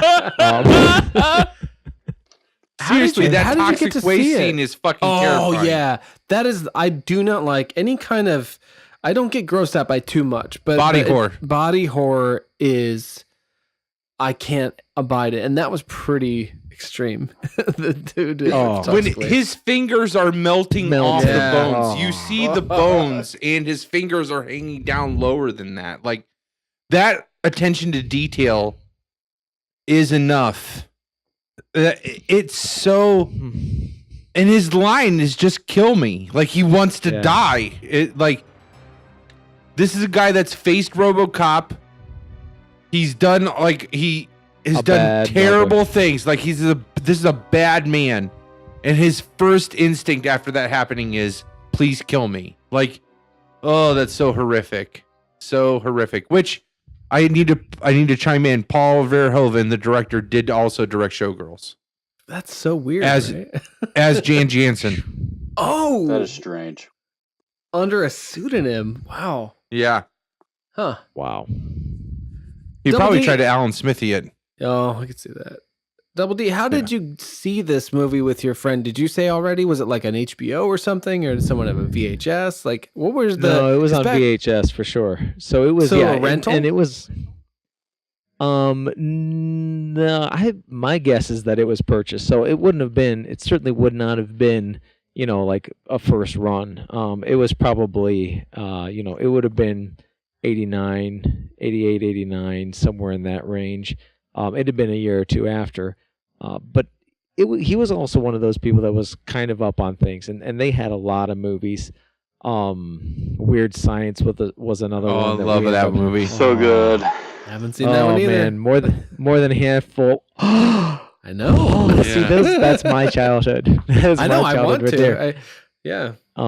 Man, and that was another one that he caught. My buddy caught serious crap from his parents. They were so pissed. Basically, what would happen is, so we would be outside playing, and we'd be outside goofing around, and we'd be playing G.I. Joes and Transformers and all kinds of stuff. And he had a what was it, like a PXL 2000, like one of the first like video cameras, like handheld video cameras, and it was it was crappy black, and it was almost like green and gray. But we would do movies and stuff like that with this PXL 2000. But we would keep to ourselves, and it was fine. And there were a lot of movies that he had that were okay to watch. I can't remember any of them right now. Those didn't matter. But those didn't matter. No, it was. But Weird Science. I distinctly remember his dad coming down the stairs, when they were making her in Weird Science. And so you've got this computer, and it is so bad. And Dave, you're gonna have to check it out. But it is so bad, 80s like graphics on like a computer, and they're like creating essentially a Barbie. But it's like it's almost like in like a wire frame, and and they just start blowing up the breasts to like epic proportions. They're making this woman, so the one dude is like, and they're just complete absolute nerds, and there's like, oh no, wait a minute, more than a handful is just way too much. It's like, how would you know? He's like, just trust me. Like, what? And his dad came down as that scene is playing out, and here's me, who is like, Princess Bride is the absolute like worst thing I've ever seen. And he's like, shut it down. And we were both like, oh, like we were freaking out. He got so much heck. And like I was just sitting at the kitchen table waiting for him to just get reamed out for I don't even know how long. So when we watched Robocop, it had to have been like, it was after like bedtime. It was up in his room and we turned it on. But so and dun, dun, dun, dun, dun, dun, dun, dun, dun. There it is. The 8-bit soundtrack. Yeah. To my childhood. It was spectacular. And it was just like, oh my gosh. And it was so, I guess it's like one of those just extremes that, you know, you start off like all these cute and cuddlies like animation, and then you go straight into that. It was just so jarring. But I was able to get through it, and being able to get through it, it was just, man, it just touched a part of my childhood. It's just crazy. That's fucking outrageous, man. Like, it took me right back to that era. That was the main thing that I took from it was just being back in that kind of 1987 film. But yeah, no, I really enjoyed it. I'm glad we could finally talk about it. Absolutely. I just like checking. I think this is going to be our season of checking off lists, like checking the boxes on things. So we talked about RoboCop. We got Disney taken care of. We got RoboCop taken care of. I'm going to challenge you and Moto between now and the next time we record. I want to do. I'm going to throw in my card for Swiss Army Man. Oh, Swiss Army yeah, Man episode. yeah. Well, the other thing I thought of too is like this is going to get published in October, early October. Yeah. We should do some kind of, because you and I both love horror movies. We should do something that acknowledges, I don't know if it's like our top 10 horror movies or like even like a revenge show style. Can we, let's do it around an It episode because we'll have seen It by then. That's right. That's a good idea. Yeah. No. Double D, not so much. No.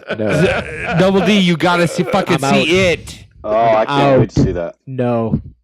Listen, all right. You can take How Stan about the Man. after Stan the Man can take my spot on that one. Stan the Man? Listen, Stan the Man has read It. Yeah. How about after you're done with the Dark Tower series, which I'm so impressed that you're reading that, by the way. Is Double D reading the Dark Tower? Yeah, he's on the Drawing of 3. He skipped the first one. He took my advice. He skipped the first one. Yeah. So he's going to do 2, 3, 4, then go back to 1 before he does 5, 6, 7. So, man, you need to read it. Like what, Dave? Like just give me like 2 sentences. How are you feeling with the audiobook right now? It's fantastic, right? Yeah, it's really great. Whoa. Wait a minute. No, you can't say, Dave, how do you feel? And then say, it's fantastic, right? You're just putting words in his mouth. You can't do that. Say, Dave. Leading the witness. Yes, leading objection. I think I probably would say that though. It's the audiobook you would. Is really incredibly well done by Steven Weber. It's like one of, if not the best I've ever heard. But it feels so much like Stranger Things with the way that the kids are portrayed and the sort of serious world of kids shit and the high stakes of that. What's also really fun for me that I wasn't expecting is that it is not always the clown, spoilers, whatever. Like for the kids, it's like these various things that they know. And from being from the 50s, they're throwing shit out like it's the Creature from the Black Lagoon, it's the Mummy, it's the Wolfman. I'm like, and that's my that's my world, yeah. So I mean, there's the darker stuff, I guess, that you get with Stephen King that I forget sometimes he's capable of, in terms of just, but really more at this point like human drama, like domestic violence and stuff like that. But by and large, it really just feels to me like the Stephen King book that I would have thought Stranger Things to be based on or something. So I've been really enjoying it. Oh man, Stan the Man. It looked like you were biting your tongue, man. I mean, maybe it'll go somewhere else. No. It's fantastic. I loved it. It's my favorite one. It's my favorite Stephen King book so far. Oh man, that I've read. Yeah, I would I think that's a fair statement. I love The Dark Tower. That's my holistically, that's my favorite series of books, but I think it is his best book. It's good, except for that one part. The part at the end, that part. Oh God, no! Yes, I'm not. So not there, but that's terrifying. It's just there's no spoilers. It's just so outrageous. It didn't need to be done, and like weird images in my head after that. While you're reading it, of course, you're seeing what's happening in the scene, right? And then I felt weird about it. But interesting that it connects with The Dark Tower, right? Yeah. And I just finished reading Dreamcatcher last week. Oh yeah. Yep. And so obviously that plays a big role into it as well, right? Pennywise lives and all that stuff. Oh yeah. But it was my favorite Stephen King book by far, and I can't wait to see the movie. Good. It's so good. It's so like in this one that's coming, like the movie that's coming out in September is going to be fantastic. So let's do then the next time we record. Let's do we will hopefully have been closer to the release of the It movie when we record it, Dave. Yeah. So we'll talk about it, and then let's do our top 5 horror movies of all time. Yeah, that'd be fun. Yeah, that'd be great. Right, and that'll be and then of course, and then the one after that will be like Swiss Army Man. Yeah, because we need to do Swiss Army Man before 2017's over.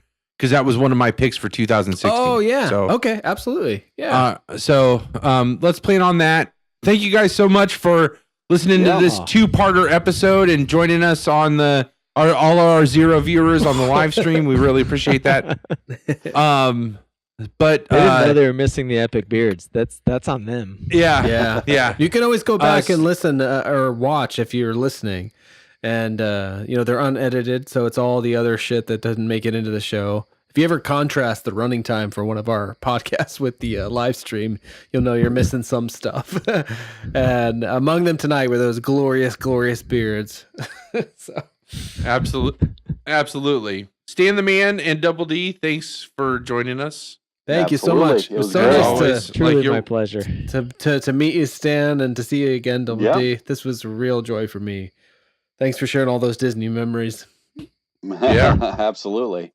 Yeah, it was a great time. I had a great time. Definitely. I'm looking forward to hearing about the Disney memories that Palmer makes here in the next couple of weeks. Oh yeah, that'll be on the next episode too. So I guess because I'll have to rehash my Disney trip on that episode. So how old are you gonna be?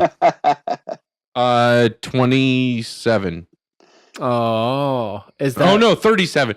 37. It's in 27. Jesus, I wish I was 20. In a row. That's what I wanted. Hey, you! Get back here. Yeah. Well, I don't know. I totally biffed that joke. I'm so sorry. It's 37. I don't know why I said 27. I hope that was 37. Your answer. But 27, 37, you can be my wingman 37. Anytime. Hey-o! You hear that? You hear that, Val Kilmer? He didn't say you. He did not say you. That's also the wrong answer. Do any of you guys know the right answer to that? The right response to that question or to that statement? You can be my wingman anytime. I said it earlier in the show. Say it again. Sign us off with it. Bullshit. You could be mine. There it is. Staying playing with the boy. Long Walk Short Drink episode 2-parter. Thanks, gentlemen. Thank you, sir.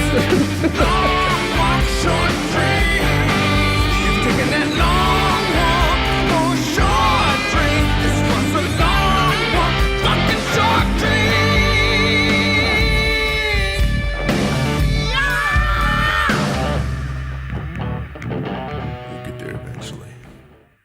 Look at this battle of the beards. You guys both got a lot going on there. Usually, that's the first thing we say to each other is like how beautiful each other's beards are. Well, I lose. I mean, it's not even a competition. Oh, Look come at on! No. Your beard is fantastic. No, dude. When I look at your beard, all I see is sex. I mean, that's what I look at. That is what I see. That's a teaser at the beginning. That's definitely.